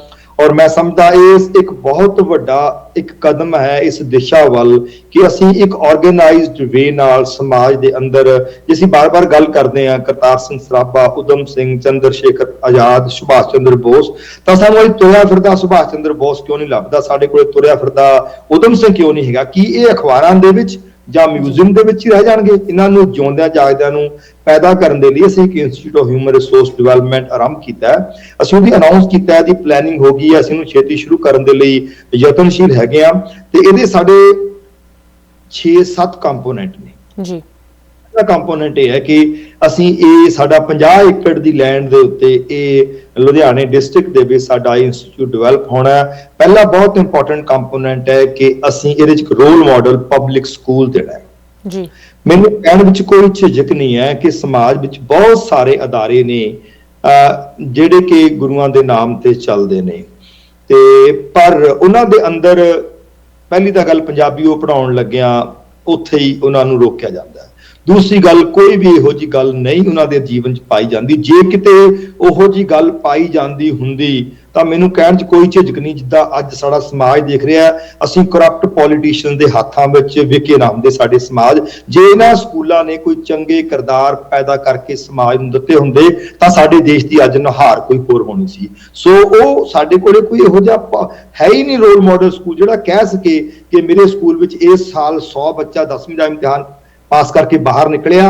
ਇਹ 100 ਦੇ ਵਿੱਚੋਂ ਚਲੋ ਬਹੁਤੇ ਨਹੀਂ, ਆ ਚੱਕੋ ਆ 50 ਬੱਚੇ ਖੜੇ ਨੇ ਜਿਹੜੇ ਭਾਰਤ ਦੇਸ਼ ਦੀ ਜ਼ਿੰਦਗੀ ਦਾ ਕੁਰਬਾਨ ਕਰਨ ਨੂੰ ਤਿਆਰ ਖੜੇ ਨੇ, ਦਿਖਾਓ ਕਿੱਥੇ ਜੀ। ਮੈਂ ਆਪਣੇ ਮੂਹਰੇ ਖੜ ਕੇ ਇਹ ਗੱਲ ਕਹਿਣਾ ਕਿ ਸਕੂਲ ਆਪਣੀ ਲਿਸਟ ਅਨਾਉਂਸ ਕਰਨ ਕਿ ਸਾਡੇ ਸਕੂਲਾਂ ਵਿੱਚੋਂ ਨਿਕਲੇ ਹੋਏ ਜਿਹੜੇ ਬੱਚੇ 100% 90% ਨੰਬਰ ਲੈ ਕੇ ਪਾਸ ਹੁੰਦੇ ਨੇ, ਉਹ ਆਪਣੀਆਂ ਵੈਬਸਾਈਟ ਤੇ ਲਿਸਟ ਅਨਾਉਂਸ ਕਰਨ ਕਿ ਸਾਡੇ ਸਕੂਲਾਂ ਵਿੱਚੋਂ ਪੜ੍ਹਾਏ ਹੋਏ ਆਹ ਬੱਚੇ ਨੇ ਜਿਹੜੇ ਕਦੀ ਕਰਪਸ਼ਨ ਨਹੀਂ ਕਰਦੇ, ਨਾ ਕਰਨਗੇ, ਇਹ ਭਾਰਤ ਦੇਸ਼ ਲਈ ਆਪਣੀ ਜਾਨ ਤੱਕ ਵਾਰਨ ਨੂੰ ਜਾਣਗੇ। ਮੈਨੂੰ ਮਾਇੂਸੀ ਨਾਲ ਕਹਿਣਾ ਪੈਂਦਾ, ਮੈਂ ਨਿਰੰਤਰ ਸਕੂਲਾਂ ਦੇ ਵਿੱਚ ਵਿਜ਼ਿਟ ਕਰਦਾ, ਮੈਂ ਦੇਖ ਰਿਹਾ ਸਕੂਲ ਕੀ ਕਰਦੇ ਨੇ, ਸਿਰਫ ਤੇ ਸਿਰਫ ਪੈਸੇ ਕਮਾਉਣ ਵਾਲੀਆਂ ਮਸ਼ੀਨਾਂ ਪੈਦਾ ਕਰ ਰਹੇ ਨੇ। ਸਕੂਲ ਤਾਂ ਕਾਰੋਬਾਰੀ ਬਣ ਚੁੱਕੇ ਡਾਕਟਰ ਸਾਹਿਬ। ਇਹੀ ਤਾਂ ਇੱਕ ਬਹੁਤ ਦੁੱਖ ਭਰੀ ਗੱਲ ਹੈਗੀ ਕਿ ਸਕੂਲਾਂ ਦੇ ਵਿੱਚ ਵੀ ਇੱਕ ਕਾਰੋਬਾਰ ਦੀ ਤਰ੍ਹਾਂ ਇੱਕ ਸਿਸਟਮ, ਇੱਕ ਪ੍ਰੋਸੈਸ ਇੰਪਲੀਮੈਂਟ ਕੀਤਾ ਗਿਆ, ਜਿਸ ਤਰ੍ਹਾਂ ਤੁਸੀਂ ਕਿਹਾ ਫਾਇਦੇ ਲਈ ਤੇ ਪ੍ਰੋਫਿਟ ਲਈ ਉਹ ਐਗਜ਼ਿਸਟ ਬਿਲਕੁਲ ਮੈਡਮ, ਮੈਂ ਤੁਹਾਨੂੰ 7 ਕੰਪੋਨੈਂਟ ਦੱਸਣੇ ਚਾਹੁੰਦਾ। ਇਹ ਮੈਂ ਚਾਹੁੰਦਾ ਵੀ ਸਮੇਂ 'ਚ ਆਪਾਂ ਸਾਰੇ ਦੱਸ ਦਈਏ ਤੁਹਾਡੀ ਦਰਸ਼ਕਾਂ ਨੂੰ, ਸੋ ਮੈਨੂੰ ਉਹ ਲਈ ਸਮਾਂ ਦਿਓ। ਕਿ ਪਹਿਲੀ ਤਾਂ ਗੱਲ ਹੈ ਕਿ ਵਿੱਦਿਆ ਵਪਾਰ ਬਣਿਆ ਹੋਇਆ ਹੈ ਤੇ ਵਿੱਦਿਆ ਅਦਾਰਿਆਂ ਵਿੱਚੋਂ ਪੈਸੇ ਕਮਾਉਣ ਵਾਲੀਆਂ ਮਸ਼ੀਨਾਂ ਬਣਾ ਕੇ ਬਾਹਰ ਕੱਢੀਆਂ ਜਾ ਰਹੀਆਂ ਨੇ। ਭਾਰਤ ਦੇਸ਼ ਲਈ, ਸਮਾਜ ਲਈ, ਸੂਬੇ ਲਈ, ਪੰਜਾਬ ਲਈ ਆਪਣੀ ਜਾਨ ਤੱਕ ਵਾਰ ਦੇਣ ਵਾਲੇ ਕਿਰਦਾਰ ਸਾਡੇ ਸਕੂਲਾਂ ਨੇ ਪੈਦਾ ਕਰਕੇ ਨਹੀਂ ਦਿੱਤੇ। ਅਸੀਂ ਯਤਨ ਕਰਾਂਗੇ, ਪ੍ਰਮਾਤਮਾ ਬਖਸ਼ਿਸ਼ ਕਰੇ, ਅਸੀਂ ਆਪਣੇ ਤਹਿ ਦਿਲੋਂ ਅੰਦਰੋਂ ਇਸ ਸੰਕਲਪ ਨੂੰ ਲੈ ਕੇ ਚੱਲੇ ਆ ਕਿ ਇਸ ਸਕੂਲ ਦੇ ਹਰ ਬੱਚੇ ਨੂੰ ਯਤਨ ਕਰਾਂਗੇ ਕਿ ਉਹ ਦੇਸ਼ ਲਈ ਕੁਰਬਾਨੀ ਲਈ ਤਿਆਰ ਹੋਵੇ। ਪੈਸਾ ਤਾਂ ਹਰ ਕੋਈ ਕਮਾ ਲੈਂਦਾ, ਕੋਈ ਵੱਡੀ ਗੱਲ ਨਹੀਂ। ਸੈਕੰਡ, ਅਸੀਂ ਇਸ ਸਕੂਲ ਦੇ ਨਾਲ ਇਸ ਇੰਸਟੀਚਿਊਟ ਦਾ ਸੈਕੰਡ ਕੰਪੋਨੈਂਟ ਹੈ ਇੱਕ ਟੀਚਰਸ ਟ੍ਰੇਨਿੰਗ ਇੰਸਟੀਚਿਊਟ ਐਸਟੈਬਲਿਸ਼ ਕਰਾਂਗੇ, ਜਿੱਥੇ ਅਸੀਂ ਸਕੂਲ ਚਲਾਵਾਂਗੇ। ਉਹਦੇ ਨਾਲ ਨਾਲ ਸਮੁੱਚੇ ਭਾਰਤ ਦੇਸ਼ ਦੇ ਵਿਦਿਅਕ ਅਦਾਰਿਆਂ ਵਿੱਚੋਂ ਅਧਿਆਪਕਾਂ ਨੂੰ ਬੁਲਾ ਕੇ ਹਫ਼ਤੇ ਦੇ ਟ੍ਰੇਨਿੰਗ ਪ੍ਰੋਗਰਾਮਸ ਉਹਨਾਂ ਨੂੰ ਉੱਥੇ ਰੱਖ ਕੇ 50 ਦੇ ਬੈਚ ਵਿੱਚ ਉਹਨਾਂ ਨੂੰ ਸੈਂਸਿਟਾਈਜ਼ ਕਰਾਂਗੇ ਕਿ ਆਪੋ ਆਪਣੇ ਵਿਦਿਅਕ ਅਦਾਰਿਆਂ ਵਿੱਚੋਂ ਕੁਝ ਫੀਸਦੀ ਬੱਚੇ ਤਾਂ ਕੱਢੋ ਜਿਹੜੇ ਸਮਾਜ ਦੇ ਲਈ ਕੰਮ ਕਰ ਸਕਣ, ਜਿਹੜੇ ਪੈਸੇ ਕਮਾਉਣ ਵਾਲੀਆਂ ਮਸ਼ੀਨਾਂ ਨਾ ਹੋ ਕੇ ਭਾਰਤ ਦੀ ਤਰੱਕੀ ਦੇ ਲਈ ਆਪਣਾ ਜ਼ਿੰਦਗੀ ਨਿਸ਼ਾਵਰ ਕਰਨ ਲਈ ਤਿਆਰ ਹੋਣ। ਇਹ ਟੀਚਰ ਟ੍ਰੇਨਿੰਗ ਪ੍ਰੋਗਰਾਮ ਉੱਥੇ ਕੰਪੋਨੈਂਟ ਜਿਹੜਾ ਸਾਡਾ ਬਹੁਤ ਇੰਪੋਰਟੈਂਟ ਹੈ। ਇੰਸਟੀਚਿਊਟ ਉਸ ਹਿਊਮਨ ਰਿਸੋਰਸ ਡਿਵੈਲਪਮੈਂਟ ਦੇ ਉੱਤੇ ਜਿਹੜਾ ਇੰਸਟੀਚਿਊਟ ਬਣ ਰਿਹਾ ਉਹਦੇ ਨਾਲ ਕੰਮ ਕਰੇਗਾ। ਥਰਡ ਇੰਪੋਰਟੈਂਟ ਕੰਪੋਨੈਂਟ ਇਹਦਾ ਹੈ ਲੀਡਰਸ਼ਿਪ ਟ੍ਰੇਨਿੰਗ ਇੰਸਟੀਚਿਊਟ।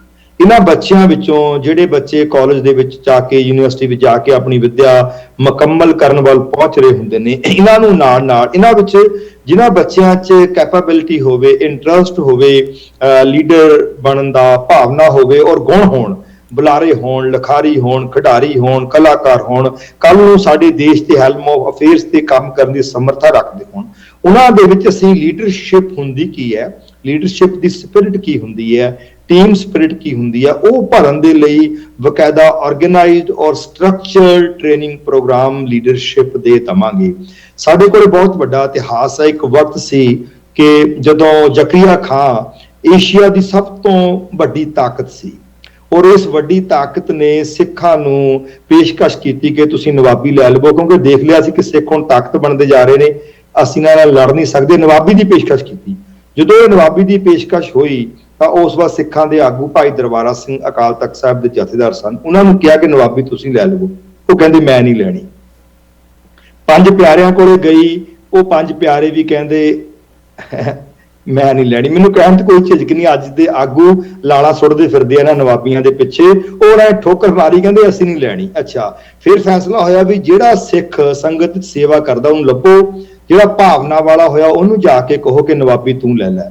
ਕਹਿੰਦੇ ਜਦੋਂ ਸੰਗਤ ਵਿੱਚ ਬਾਬਾ ਦੀਪ ਸਿੰਘ ਪਹੁੰਚਦੇ ਨੇ ਤਾਂ ਦੇਖਦੇ ਨੇ ਇੱਕ ਸਿੱਖ ਜਿਹੜਾ ਜੰਗ ਦੇ ਮੈਦਾਨ ਵਿੱਚੋਂ ਆਇਆ ਔਰ ਸਿੱਖ ਮੱਥੇ ਉੱਤੇ ਖੂਨ ਦੀਆਂ ਧਾਰਾਂ ਉਹਦੀਆਂ ਵਗ ਰਹੀਆਂ ਨੇ ਤੇ ਉਹਨੇ ਆ ਕੇ ਦੇਖਿਆ ਵੀ ਸੰਗਤ ਗਰਮੀ 'ਚ ਬੈਠੀ ਹੈ, ਪਸੀਨਾ ਆ ਰਿਹਾ, ਉਹ ਚੱਕ ਕੇ ਪੱਖਾ ਸੰਗਤ ਦੀ ਸੇਵਾ ਕਰਨ ਲੱਗ ਗਿਆ। ਤੇ ਬਾਬਾ ਜੀ ਦੇਖਦੇ ਵੀ ਕਿੰਨੀ ਭਾਵਨਾ ਇਹਦੇ ਵਿੱਚ, ਸੀਰ ਫੱਟੜ ਹੋਇਆ ਹੈ, ਖੂਨ ਵਗ ਰਿਹਾ ਹੈ ਤੇ ਪੱਖਾ ਚੱਲ ਰਿਹਾ ਹੈ, ਤੇ ਉਹਦੇ ਮੋਢੇ ਤੇ ਹੱਥ ਰੱਖ ਕੇ ਕਹਿੰਦੇ ਕਪੂਰ ਸਿੰਘ ਚੱਲ ਤੈਨੂੰ ਨਵਾਬੀ ਦੇਣੀ ਹੈ। ਤੇ ਉਹ ਵੀ ਕਹਿੰਦਾ ਮੈਂ ਵੀ ਨਹੀਂ ਲੈਣੀ। ਮਤਲਬ ਕਿ ਦੇਖੋ ਕਿੰਨੀ ਘਾੜਤ ਹੈ ਕਿ ਕੋਈ ਬੰਦਾ ਲਾਲਚ ਹੀ ਨਹੀਂ ਕਰ ਰਿਹਾ। ਤੇ ਅੱਜ ਅਸੀਂ ਇੱਥੇ ਇੱਕ ਪਾਰਟੀ ਛੱਡੀ ਦੂਜੀ 'ਚ ਵੜ ਗਏ ਕਿ ਮੈਨੂੰ ਟਿਕਟ ਨਹੀਂ ਮਿਲੀ। ਉਹ ਸਮਾਜ ਦੀ ਸੇਵਾ ਕਰਨ ਲਈ ਟਿਕਟ ਨਹੀਂ ਲੋੜੀਂਦੀ, ਸਮਾਜ ਦੀ ਸੇਵਾ ਕਰਨ ਲਈ ਕੁਝ ਹੋਰ ਲੋੜੀਂਦਾ ਹੈ। ਸੋ ਅਸੀਂ ਇਹ ਜਜ਼ਬਾ ਅਸੀਂ ਆਸ ਤਾਂ ਕਰਦੇ ਹਾਂ ਇਹੋ ਜਿਹੇ ਲੀਡਰ ਹੋਣ, ਕੋਈ A ਪਾਰਟੀ ਵੱਲ ਵੇਖਦਾ, ਕੋਈ B ਵੱਲ ਵੇਖਦਾ, ਕੋਈ C ਵੱਲ ਵੇਖਦਾ। ਮੈਨੂੰ ਦੱਸੋ ਸਕੂਲ ਕਿੱਥੇ ਹੈ ਜਿਹੜਾ ਸਕੂਲ ਸਮਾਜ ਨੂੰ ਉਹ ਆਗੂ ਪੈਦਾ ਕਰਕੇ ਦੇ ਰਿਹਾ ਹੋਵੇ, ਜਿਹੜੇ ਆਗੂਆਂ ਦੀ ਭਾਲ ਅਸੀਂ ABCDE ਪਾਰਟੀ ਵਿੱਚ ਲੱਭ ਰਹੇ ਹਾਂ, ਉਹ ਸਕੂਲ ਦਾ ਨਾਮ ਲਵੋ, ਮੈਨੂੰ ਕਿੱਥੇ ਆ ਜੀ ਉਹ ਸਕੂਲ। ਸਮਾਜ ਨੂੰ ਚਾਹੀਦਾ ਅਸੀਂ ਇਸ ਇੰਸਟੀਚਿਊਟ ਦੇ ਵਿੱਚ school of human resource development ਪੈਦਾ ਕਰਾਂਗੇ।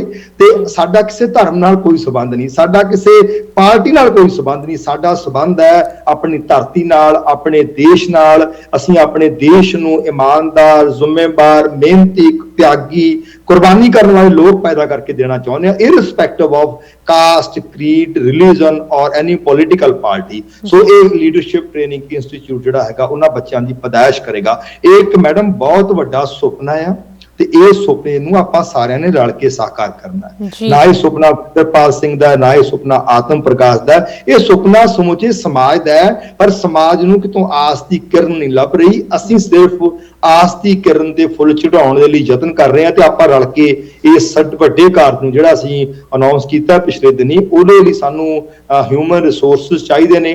ਮੈਂ ਕਲੀਅਰਿੰਗ ਕਾਲ ਦਿੰਦਾ ਕਿ ਜਿੰਨੇ ਵੀ ਪੜ੍ਹੇ ਲਿਖੇ ਸਮਾਜ ਦਾ ਦਰਦ ਰੱਖਣ ਵਾਲੇ professor, vice chancellor, doctor, engineer, retired IPS IAS officer, ਜੱਜ ਇਕੱਠੇ ਹੋਣ, ਸਿਰ ਜੋੜਨ ਤੇ ਆਪਾਂ ਕਿਉਂ ਨਾ ਇੱਕ ਹੰਬਲਾ ਮਾਰੀਏ, ਅਸੀਂ ਆਪਣੇ ਦੇਸ਼ ਵਾਸਤੇ ਚੰਗੇ ਤੇ ਜਿਹੜੇ ਇਮਾਨਦਾਰ ਕਿਰਦਾਰ ਉਹ ਪੈਦਾ ਕਰ ਸਕੀਏ। ਸੋ ਤੀਜਾ ਇੰਪੋਰਟੈਂਟ ਕੰਪੋਨੈਂਟ ਇਸ school of human resource development ਦਾ ਇਹ ਹੋਵੇਗਾ। ਚੌਥਾ ਕੰਪੋਨੈਂਟ ਹੈ ਕਿ ਅਸੀਂ ਆਪਣੇ ਬੱਚਿਆਂ ਨੂੰ ਕੰਪੀਟੀਸ਼ਨ, ਜਿਹੜੇ ਕੰਪੀਟੀਟਿਵ ਐਗਜ਼ਾਮ ਨੇ, ਉਹਨਾਂ ਨੂੰ ਕ੍ਰੈਕ ਕਰਨ ਦੇ ਲਈ ਇੱਥੇ ਟ੍ਰੇਨਿੰਗ ਪ੍ਰੋਗਰਾਮ ਦੇਵਾਂਗੇ, ਜਿੱਥੇ ਉਹਨਾਂ ਨੂੰ ਦੁਨਿਆਵੀ ਵਿਸ਼ੇ ਪੜ੍ਹਾਵਾਂਗੇ, ਉਹਨਾਂ ਦੇ ਨਾਲ ਉਹਨਾਂ ਦੇ ਗੁਣ ਵੀ ਦੇਵਾਂਗੇ ਤਾਂ ਕਿ ਉਹ ਸਿਵਲ ਸਰਵਿਸ ਦੇ, ਜੁਡੀਸ਼ਰੀ ਦੇ, ਪੁਲਿਸ ਦੇ ਉਹ ਜਦੋਂ ਐਗਜ਼ਾਮ ਕਲੀਅਰ ਕਰਕੇ ਜ਼ਿੰਮੇਵਾਰੀਆਂ ਤੇ ਆਉਣ ਤੇ ਫਿਰ ਉਹ ਆਪਣੇ ਅਹੁਦਿਆਂ ਵੱਲ ਨਾ ਦੇਖਣ, ਉਹਨਾਂ ਅੰਦਰ ਸੱਚਮੁੱਚ ਜਜ਼ਬਾ ਹੋਵੇ ਆਪਣੇ ਦੇਸ਼ ਲਈ ਕੰਮ ਕਰਨ ਦਾ। ਸੋ ਨੈਕਸਟ ਪੰਜਵਾਂ ਕੰਪੋਨੈਂਟ ਇਹਦਾ ਹੈ career guidance.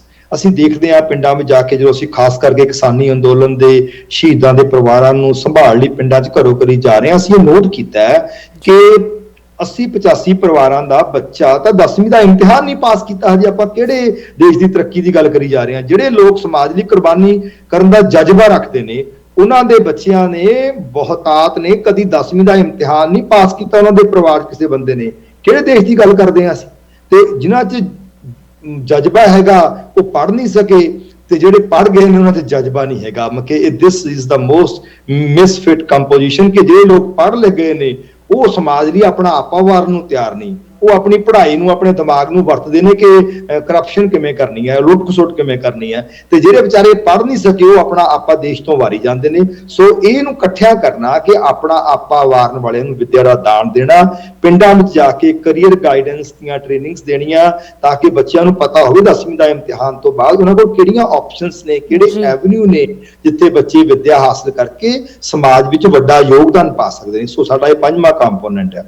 Sixth most important component ਸਾਡਾ ਹੈ ਜੀ, ਅਸੀਂ ਜਿਹੜੇ ਕਿਸਾਨਾਂ ਦੀ ਹੁਣੇ ਗੱਲ ਕਰ ਰਹੇ ਹਾਂ, ਕਿਸਾਨਾਂ ਕੋਲੇ ਦਿਨ ਪ੍ਰਤੀ ਦਿਨ ਹਰ ਪੀੜ੍ਹੀ ਜਿਹੜੀ ਹੈਗੀ ਹੈ ਰਕਬਾ ਖੇਤੀ ਦਾ ਘਟਦਾ ਜਾ ਰਿਹਾ ਔਰ ਸਾਡਾ ਸਮਾਜ ਦਾ ਵੱਡਾ ਹਿੱਸਾ ਜਿਹੜਾ ਹੈਗਾ ਪੰਜਾਬ ਦੇ ਵਿੱਚ ਖੇਤੀ ਤੇ ਨਿਰਭਰ ਕਰਦਾ। ਪਰ ਉਹਨਾਂ ਦੀ ਜਿਹੜੀ ਆ ਖੇਤ ਨੇ, ਰਕਬਾ ਉਹਨਾਂ ਕੋਲੇ ਉਹ 2 ਤੋਂ 5 ਏਕੜ ਦੇ ਵਿੱਚ ਹੀ ਵੱਡੀ ਗਿਣਤੀ ਦਾ ਹੈ। ਤਾਂ ਇੰਨੇ ਛੋਟੇ ਜਿਹੇ ਰਕਬੇ ਵਿੱਚੋਂ ਕਿਵੇਂ ਉਹ ਆਪਣੀ ਆਰਥਿਕਤਾ ਨੂੰ ਚਲਾ ਸਕਣ? ਅਸੀਂ ਇਸੇ ਇੰਸਟੀਚਿਊਟ ਦੇ ਵਿੱਚ 5 ਕਿਸਾਨ ਦੇਸ਼ ਵਿੱਚੋਂ ਚੁਣ ਕੇ ਗਰੀਬ ਤੇ ਜਿਨ੍ਹਾਂ ਕੋਲ ਕੋਈ ਸਾਧਨ ਨਹੀਂ ਉਹਨਾਂ ਨੂੰ ਇਸ ਇੰਸਟੀਚਿਊਟ ਲਿਆ ਕੇ ਬਿਠਾਵਾਂਗੇ।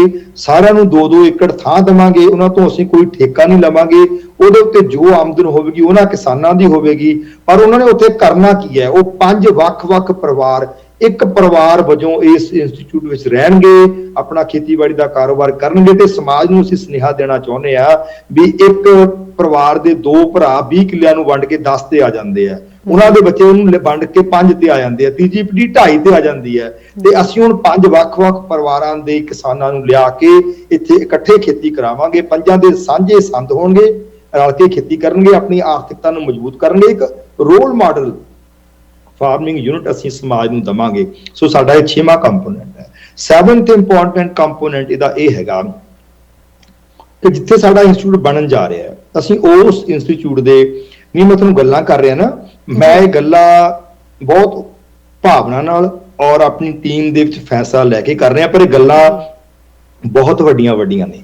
ਜੀ ਮੈਂ ਤੁਹਾਨੂੰ ਹੁਣ ਗੱਲ ਕਹਿਣ ਲੱਗਿਆ, ਇਹ ਆਪਣੇ ਬਾਅਦ ਬਹੁਤ ਵੱਡਾ ਕੰਮ ਹੈ। ਜੇ ਕਿਤੇ ਅਸੀਂ ਰਲ ਕੇ ਇਸ ਕੰਮ ਨੂੰ ਕਰ ਗਏ ਨਾ, ਜਿਹੜੇ ਅਸੀਂ ਗੱਲਾਂ ਕਰਦੇ ਹੋ ਮਹਾਰਾਜਾ ਰਣਜੀਤ ਸਿੰਘ ਦੇ ਰਾਜ ਦੀਆਂ, ਉਹ ਤੁਹਾਡੀਆਂ ਅੱਖਾਂ ਸਾਹਮਣੇ ਸਪਸ਼ਟ ਆ ਜਾਏਗਾ। ਅਸੀਂ ਇਸ ਇੰਸਟੀਚਿਊਟ ਦੇ 50 ਕਿਲੋਮੀਟਰ ਦੇ ਦਾਇਰੇ ਦੇ ਵਿੱਚ ਜਿੰਨੇ ਵੀ ਵਸੋਂ ਹੈ ਉਹਨਾਂ ਦਾ ਇੱਕ ਸਟੈਟਿਸਟੀਕਲ ਐਨਾਲਿਸਿਸ ਖੜਾ ਕਰਨਾ ਹੈ ਵੀ ਇਸ ਵਸੋਂ ਵਿੱਚ ਕਿੰਨਾ ਦੁੱਧ ਲੱਗਦਾ ਹੈ, ਕਿੰਨੀ ਕਣਕ ਲੱਗਦੀ ਹੈ, ਕਿੰਨੀ ਮੱਕੀ ਹੈ, ਕਿੰਨੀ ਕਪਾਹ ਹੈ ਜੀ, ਔਰ ਇਹਨਾਂ ਨੂੰ ਸਬਜ਼ੀਆਂ ਕਿੰਨੀਆਂ ਚਾਹੀਦੀਆਂ, ਫਲ ਕਿੰਨੇ ਚਾਹੀਦੇ ਨੇ। ਅਸੀਂ ਉਸੇ ਰੀਜ਼ਨ ਦੇ ਵਿੱਚ ਉਹਨਾਂ ਦੀ ਪ੍ਰੋਡਕਸ਼ਨ ਕਰਵਾ ਕੇ ਉਹਨੂੰ ਉੱਥੇ ਹੀ ਕੰਜ਼ਿਊਮ ਕਰਵਾਉਣ ਦਾ ਯਤਨ ਕਰਾਂਗੇ। ਫਾਰਮਰ ਨੂੰ ਡਾਇਰੈਕਟ ਬੈਨੀਫਿਟ ਮਿਲੇਗਾ, ਜਿਹੜਾ ਉੱਥੇ ਅਸੀਂ ਪ੍ਰੋਸੈਸਿੰਗ ਯੂਨਿਟ ਲਾ ਕੇ ਜਿਹੜੇ ਸਰਪਲਸ ਹੈਗਾ ਉਹਨੂੰ ਜਾਂ ਤਾਂ ਐਕਸਪੋਰਟ ਕਰਾਂਗੇ ਜਾਂ ਕਿਤੇ ਦੇਸ਼ ਦੇ ਵਿੱਚ ਚੰਗੀ ਮੰਡੀ 'ਚ ਲੈ ਕੇ ਜਾਵਾਂਗੇ, ਤਾਂ ਕਿ ਜਿਹੜੀਆਂ ਆਪਾਂ ਗੱਲਾਂ ਕਰਦੇ ਹਾਂ ਇੱਕ ਰੋਲ ਮਾਡਲ ਕੋਈ ਰੀਜ਼ਨ ਤਾਂ ਬਣੇ ਜਿੱਥੇ ਕਿਸਾਨ ਮਤਲਬ ਕਿ ਆਪਣੇ ਪੈਰਾਂ ਤੇ ਖੜਾ ਹੋਇਆ ਨਜ਼ਰ ਆਉਂਦਾ ਹੋਵੇ, ਉਹਦੇ ਅੰਦਰ ਸੋਸ਼ਲ ਪਿਆਰ, ਸੋਸ਼ਲ ਉਹਦੀ ਕੋਆਪਰੇਸ਼ਨ, ਉਹਨਾਂ ਦੀ ਪ੍ਰੋਡਿਊਸ ਨੂੰ ਜਿਹੜਾ ਹੁਣ ਕਿਸਾਨ ਮੰਡੀ ਸੁੱਟਦਾ ਉਹ ਠੂਠਾ ਫੜ ਕੇ ਸਰਕਾਰਾਂ ਕੋਲੋਂ ਮਿਨੀਮਮ ਸਪੋਰਟ ਪ੍ਰਾਈਸ ਜਿਹੜਾ ਮੰਗਦਾ ਉਹਨੂੰ ਇੰਨਾ ਅਸੀਂ ਲਾਮਬੰਦ ਕਰਕੇ ਜਥੇਬੰਦ ਕਰ ਦਈਏ ਕਿ ਉਹਨੂੰ ਮਿਨੀਮਮ ਸਪੋਰਟ ਪ੍ਰਾਈਸ ਮੰਗਣਾ ਨਾ ਪਵੇ, ਉਹ ਆਪ ਹੀ ਬੀਜਣ ਤੋਂ ਪਹਿਲਾਂ ਆਪਣੀ ਪ੍ਰੋਡਿਊਸ ਨੂੰ ਵੇਚ ਦੇਵੇ। ਮਾਰਕੀਟਿੰਗ ਦਾ ਕੋਈ ਬੰਦੋਬਸਤ ਕਰੀਏ। ਸੋ ਇਹ ਬਹੁਤ ਵੱਡੇ ਸੁਪਨੇ ਨਹੀਂ, ਅਸੀਂ ਇਹਨੂੰ ਕਾਗਜ਼ ਦੇ ਉਲੀਕ ਲਿਆ ਹੋਇਆ, ਬਸ ਹੁਣ ਉਡੀਕ ਹੈ ਪੰਜਾਬੀਆਂ ਦੇ ਤੇ ਭਾਰਤੀਆਂ ਦੇ ਸਹਿਯੋਗ ਦੀ ਕਿ ਉਹ ਜੇ ਉਹਨਾਂ ਨੂੰ ਕੋਈ ਹੈ ਇੱਛਾ ਕਰਨ ਦੀ ਤਾਂ ਉਹ ਸਾਡੇ ਮੋਢੇ ਨਾਲ ਮੋਢਾ ਲਾ ਕੇ ਖੜ ਜਾਣ ਆ ਕੇ। ਤੇ ਅਸੀਂ ਕਦੀ ਕਿਸੇ ਪੋਲੀਟੀਕਲ ਬੰਦੇ ਅੱਗੇ ਮੱਥਾ ਨਹੀਂ ਟੇਕਦੇ, ਸਾਡਾ ਕੋਈ ਡੇਰਾ ਨਹੀਂ ਹੈਗਾ, ਸਾਡਾ ਕੋਈ ਬਾਬਾ ਨਹੀਂ ਹੈਗਾ, ਸਾਡੀ ਕੋਈ ਆਪਣੀ ਮਰਿਆਦਾ ਨਹੀਂ ਹੈਗੀ। ਅਸੀਂ ਪੰਜਾਬ ਦੀਆਂ ਭਾਰਤ ਦੀਆਂ ਯੂਨੀਵਰਸਿਟੀਆਂ ਦੇ ਪੜ੍ਹੇ ਲਿਖੇ ਨੌਜਵਾਨ ਇਕੱਠੇ ਹੋ ਕੇ ਇਸ ਕੰਮ ਨੂੰ ਕਰ ਰਹੇ ਆ ਤੇ ਸਾਡੇ ਮਨ 'ਚ ਭਾਵਨਾ ਹੈ ਕਿ ਆਪਣੇ ਦੇਸ਼ ਨੂੰ ਇੱਕ ਵਿਦਿਅਕ ਢਾਂਚੇ ਨੂੰ ਇੰਨਾ ਸਟਰੋਂਗ ਕਰਨਾ ਔਰ ਆਪਣੇ ਦੇਸ਼ ਦੇ ਮਨੁੱਖੀ ਵਸੀਲਿਆਂ ਦਾ ਵਿਕਾਸ ਕਰਕੇ ਦੁਨੀਆ ਨੂੰ ਦਿਖਾਉਣਾ ਜ਼ਰੂਰ। ਜੇ ਸਾਡੇ ਸਿੱਕੇ ਦਾ ਮੁੱਲ ਵਲਾਇਤ ਦੇ ਸਿੱਕੇ ਤੋਂ 12-13 ਗੁਣਾ ਰਿਹਾ ਤੇ ਮੈਂ ਕੈਮਰੇ ਮੂਹਰੇ ਖੜ ਕੇ ਗੱਲ ਕਹਿ ਰਿਹਾ ਕਿ ਅਸੀਂ ਉਹ ਦਿਨ ਜ਼ਰੂਰ ਲੈ ਕੇ ਆਵਾਂਗੇ। ਜੇ ਤੁਹਾਡੇ ਵਰਗੇ ਵਲਾਇਤਾਂ 'ਚ ਬੈਠੇ ਨਾ, ਤੁਸੀਂ ਤਰਸੋਗੇ ਵਾਪਸ ਪੰਜਾਬ ਆਉਣ ਨੂੰ। ਅਸੀਂ ਤੁਹਾਨੂੰ ਮਜਬੂਰ ਕਰ ਦੇਵਾਂਗੇ ਵਾਪਸ ਆ ਕੇ ਆਪਣੀ ਧਰਤੀ ਦੇ ਵਸਣ ਲਈ। ਸਾਨੂੰ ਭਾਵੇਂ 30 ਸਾਲ ਲੱਗਣ, ਭਾਵੇਂ 50 ਸਾਲ ਲੱਗਣ, ਸਾਡਾ ਭਾਵੇਂ ਖੂਨ ਵਗ ਜੇ, ਸਾਡਾ ਪਸੀਨਾ ਵਗ ਜੇ, ਸਾਡਾ ਸਭ ਕੁਝ ਵਗ ਜੇ, ਪਰ ਅਸੀਂ ਇੱਕ ਮੰਨ ਕੇ ਹੁਣ ਤੁਰ ਪਏ ਹਾਂ। ਗੁਰੂ ਗ੍ਰੰਥ ਸਾਹਿਬ ਦੇ ਚਰਨਾਂ 'ਚ ਅਰਦਾਸ ਕਰਕੇ ਅਸੀਂ ਆਪਣੇ ਦੇਸ਼ ਨੂੰ ਉੱਥੇ ਜ਼ਰੂਰ ਲਿਆਵਾਂਗੇ ਜਿਹਦੀਆਂ ਗੱਲਾਂ ਮਿਊਜ਼ੀਅਮ ਦੇ ਵਿੱਚ, ਇਤਿਹਾਸ ਵਿੱਚ, ਕਿਤਾਬਾਂ ਵਿੱਚ ਹੀ ਰਹਿ ਗਈਆਂ। ਡਾਕਟਰ ਵਰਿੰਦਰ ਸਿੰਘ ਜੀ, ਸਾਨੂੰ ਇੱਥੇ ਅਨਫੋਰਚੂਨੇਟਲੀ ਸਮਾਂ ਇਜਾਜ਼ਤ ਨਹੀਂ ਦਿੰਦਾ। ਮੈਂ ਚਾਹਾਂਗੀ ਜਾਂਦੇ ਜਾਂਦੇ ਤੁਸੀਂ ਜ਼ਰੂਰ ਖਾਸ ਕਰਕੇ ਜੋ ਸਾਡੇ ਵਿਊਅਰਸ ਬਾਹਰਲੇ ਮੁਲਕਾਂ ਵਿੱਚੋਂ ਜੁੜੇ ਹੈਗੇ ਪ੍ਰੋਗਰਾਮ ਦੇ ਵਿੱਚ ਵੇਖ ਰਹੇ, ਸੁਣ ਰਹੇ ਹੈ, ਤੁਹਾਨੂੰ ਇੰਨੇ ਜਜ਼ਬਾਤਾਂ ਦੇ ਨਾਲ ਤੁਸੀਂ ਇਹ ਸਾਨੂੰ ਸਾਰੇ ਹੱਲ ਦੱਸੇ ਹੈ, ਕੀ ਕੁਛ ਤੁਸੀਂ ਕਰ ਰਹੇ ਹੋ ਦੱਸਿਆ। ਬਾਹਰਲੇ ਮੁਲਕਾਂ ਦੇ ਵਿੱਚ ਰਹਿਣ ਵਾਲੇ ਜੋ ਪੰਜਾਬੀ ਤੇ ਪੰਜਾਬੀਅਤ ਦੇ ਨਾਲ, ਪੰਜਾਬ ਦੇ ਨਾਲ ਜੁੜ ਕੇ ਹੋਰ ਕੁਝ ਕਰਨਾ ਚਾਹੁੰਦੇ, ਕਿਸ ਤਰ੍ਹਾਂ ਤੁਹਾਡੇ ਇਨ ਇਨੀਸ਼ੀਏਟਿਵਸ ਦੇ ਵਿੱਚ ਇਨਵੋਲਵ ਹੋ ਸਕਦੇ, ਉਹਨਾਂ ਲਈ ਤੁਸੀਂ ਕੀ ਕਾਲ ਟੂ ਐਕਸ਼ਨ ਦੇਣਾ ਚਾਹੋਗੇ ਸਰ? ਦੇਖੋ, ਇੱਕ ਤਾਂ ਮੇਰੀ ਬੇਨਤੀ ਹੈ ਵੀ ਜਿਹੜੇ ਵੀ ਤੁਹਾਡੇ ਸਰੋਤੇ ਸਾਡੇ ਨਾਲ ਜੁੜਨਾ ਚਾਹੁੰਦੇ ਨੇ ਉਹ www.atampragash.org ਤੇ ਜਾ ਕੇ ਜਾਂ atampragash@gmail.com ਤੇ ਜਾ ਕੇ ਸਾਨੂੰ ਆਪਣੀ ਇੱਛਾ ਜ਼ਰੂਰ ਪ੍ਰਗਟ ਕਰਨ ਕਿ ਉਹ ਸਾਡੇ ਨਾਲ ਜੁੜਨਾ ਚਾਹੁੰਦੇ ਨੇ। ਅਸੀਂ ਬਹੁਤ ਹੀ ਛੇਤੀ ਆਉਣ ਵਾਲੇ 2-3 ਹਫ਼ਤਿਆਂ ਦੇ ਵਿੱਚ ਆਪਣੀ ਵੈਬਸਾਈਟ ਤੇ ਇੱਕ ਪੋਰਟਲ ਰਿਲੀਜ਼ ਕਰਨ ਜਾ ਰਹੇ ਹਾਂ ਜਿਹਦੇ ਉੱਤੇ ਲਗਭਗ 20 ਤਰ੍ਹਾਂ ਦੀਆਂ ਮੇਨ ਡਿਊਟੀਆਂ ਜਾਂ ਅੱਗੇ ਸਬ ਡਿਊਟੀਜ਼ ਹੋਣਗੀਆਂ, ਮਤਲਬ ਲਗਭਗ 40 ਤਰ੍ਹਾਂ ਦੀਆਂ ਡਿਊਟੀਜ਼ ਅਸੀਂ ਡਿਸਪਲੇ ਕਰ ਦੇਵਾਂਗੇ। ਤੁਸੀਂ ਆਪਣੀ ਯੋਗਤਾ ਮੁਤਾਬਕ, ਆਪਣੇ ਸ਼ੌਂਕ, ਇੰਟਰਸਟ, ਸਮਰੱਥਾ ਮੁਤਾਬਕ ਉਹਨਾਂ ਡਿਊਟੀਜ਼ ਵਿੱਚੋਂ ਕੋਈ ਵੀ ਡਿਊਟੀ ਲੈ ਕੇ ਇਸ ਵੱਡੇ ਕੰਮ ਨੂੰ ਵਲੰਟੀਅਰ ਕਰ ਸਕਦੇ ਹੋ। ਔਰ ਇਹ ਵੱਡਾ ਕੰਮ ਹੈ, ਇਹਨੂੰ ਕਰਨ ਦੇ ਲਈ ਜੇ ਤੁਹਾਨੂੰ ਵਿਸ਼ਵਾਸ ਹੋਵੇ ਆਤਮ ਪ੍ਰਕਾਸ਼ ਟੀਮ ਉੱਤੇ ਤਾਂ ਤੁਸੀਂ ਇਸ ਕੰਮ ਕਰਨ ਦੇ ਲਈ ਸਾਨੂੰ ਜਿਹੜਾ ਖਾਸ ਕਰਕੇ ਬਾਕੀ ਦੇ ਸਾਡੇ ਕਾਰਜ ਬਹੁਤ ਵਧੀਆ, ਸਾਡੇ ਕੋਲ ਰਿਸੋਰਸਿਸ ਨੇ, ਅਸੀਂ ਸਾਨੂੰ ਕਿਸੇ ਚੀਜ਼ ਦੀ ਲੋੜ ਨਹੀਂ। ਜਿਹੜਾ school of human resource development ਖੜਾ ਹੋਣਾ 50 ਏਕੜ ਦੀ ਲੈਂਡ ਦੇ ਉੱਤੇ, ਅਸੀਂ ਇਹ ਲੈਂਡ ਵੀ ਖਰੀਦਣੀ ਹੈ, ਸਾਰਾ ਕੰਮ ਇਹਦੇ ਤੇ ਹੋਣਾ। ਉਹਦੇ ਲਈ ਨਿਰਸੰਦੇਹ ਸਾਨੂੰ ਜਿਹੜਾ ਹੈਗਾ ਵਿੱਤੀ ਸਹਿਯੋਗ ਦੀ ਵੀ ਲੋੜ ਹੈ ਤੇ ਅਸੀਂ ਕਿਸੇ ਕੋਲੋਂ ਕੋਈ ਕੈਸ਼ ਨਹੀਂ ਲੈਂਦੇ। ਸਾਡਾ ਸਾਰਾ ਕੁਝ ਲੀਗਲਾਈਜ਼ਡ ਹੈ। ਜੋ ਤੁਸੀਂ ਸਾਨੂੰ ਦੇਣਾ ਉਹ ਚੈੱਕ ਰਾਹੀਂ ਸਾਡੇ ਬੈਂਕ ਅਕਾਊਂਟ ਵਿੱਚ ਆਉਣਾ ਹੈ। ਸਾਡੇ ਬੈਂਕ ਅਕਾਊਂਟ ਦੀ ਜਾਣਕਾਰੀ ਵੈਬਸਾਈਟ ਤੇ ਅਵੇਲੇਬਲ ਹੈ, ਰਸੀਦ ਤੁਹਾਨੂੰ ਮਿਲਣੀ ਹੈ। ਤੁਹਾਡੇ ਇੱਕ ਪੈਸੇ ਦੀ ਅਕਾਊਂਟੇਬਿਲਟੀ ਲਈ ਆਤਮ ਪ੍ਰਕਾਸ਼ ਜਿਹੜੀ ਜ਼ਿੰਮੇਵਾਰ ਹੈਗੀ ਹੈ। ਸੋ ਤੁਸੀਂ ਜਿਸ ਯੋਗ ਸਮਝੋ, ਜੇ ਤੁਹਾਨੂੰ ਇੰਜ ਲੱਗੇ ਕਿ ਇਸ ਟੀਮ ਦੇ ਵਿੱਚ ਕੋਈ ਭਾਵਨਾ ਹੈ ਤਾਂ ਜ਼ਰੂਰ ਸਾਨੂੰ ਉਹਦੇ ਵਿੱਚ ਵੀ ਸਹਿਯੋਗ ਕਰੋ, ਕਿਉਂਕਿ ਇਹ ਵੱਡਾ ਕੰਮ ਹੈ। ਇਹ ਲਈ ਮਨੁੱਖੀ ਤੇ ਵਿੱਤੀ ਵਸੀਲੇ ਆਪਾਂ ਜੋੜਨੇ ਨੇ। ਜਿਹੜੇ ਰਿਟਾਇਰਡ ਨੇ, ਤੁਸੀਂ ਪੁੱਛਿਆ ਵੀ ਵਲਾਇਤ ਵਿੱਚ ਬੈਠੇ, ਵਿਦੇਸ਼ਾਂ 'ਚ ਬੈਠੇ, ਇਹਨਾਂ ਨੇ ਆਪਣਾ ਕਾਰੋਬਾਰ ਕਰ ਲਿਆ, ਮੈਂ ਬੇਨਤੀ ਕਰੂੰਗਾ ਜੇ ਰਿਟਾਇਰ ਹੋ ਗਿਆ ਤਾਂ ਆ ਜਾਓ ਪੰਜਾਬ ਸਾਡੇ ਕੋਲੇ, ਜੇ ਨਹੀਂ ਹੋਏ ਤਾਂ ਰਿਟਾਇਰਮੈਂਟ ਲੈ ਲਓ, 2-4-5 ਸਾਲ ਜੇ ਰਹਿ ਗਏ ਨੇ ਤੇ ਆਈਏ ਤੇ ਆ ਕੇ ਫਿਰ ਕੰਮ ਕਰੀਏ। ਤੇ ਐਵੇਂ ਠੂਠੇ ਜੇ ਚੱਕ ਕੇ ਮਗਰ ਸੱਜੇ ਖੱਬੇ ਨਾ ਭੱਜੇ ਨੱਠੀਏ ਪੋਲੀਟੀਸ਼ੀਅਨਸ ਦੇ, ਜਾਏ ਸੋਚੀਏ ਵੋਟਾਂ ਲੈ ਕੇ ਸਮਾਜ ਬਣ ਸਕਦਾ। ਸਮਾਜ ਨੂੰ ਨਿਸ਼ਕਾਮ ਲੋਕਾਂ ਦੀ ਲੋੜ ਹੈ ਤੇ ਇੱਕ ਨਿਸ਼ਕਾਮ ਤੇ ਸੱਚਾਰ ਲੋਕਾਂ ਦਾ ਕਾਫਲਾ ਖੜਾ ਕਰੀਏ। ਇਹ ਮੇਰੀ ਬੇਨਤੀ, ਆਸ ਕਰਦਾ ਤੁਹਾਡੇ ਮਾਧਿਅਮ ਰਾਹੀਂ ਭਾਰਤ ਦੇ ਵਿਕਾਸ ਲਈ ਸੱਚਾਰ ਲੋਕਾਂ ਦਾ ਕਾਫਲਾ ਜ਼ਰੂਰ ਤਿਆਰ ਹੋਵੇ।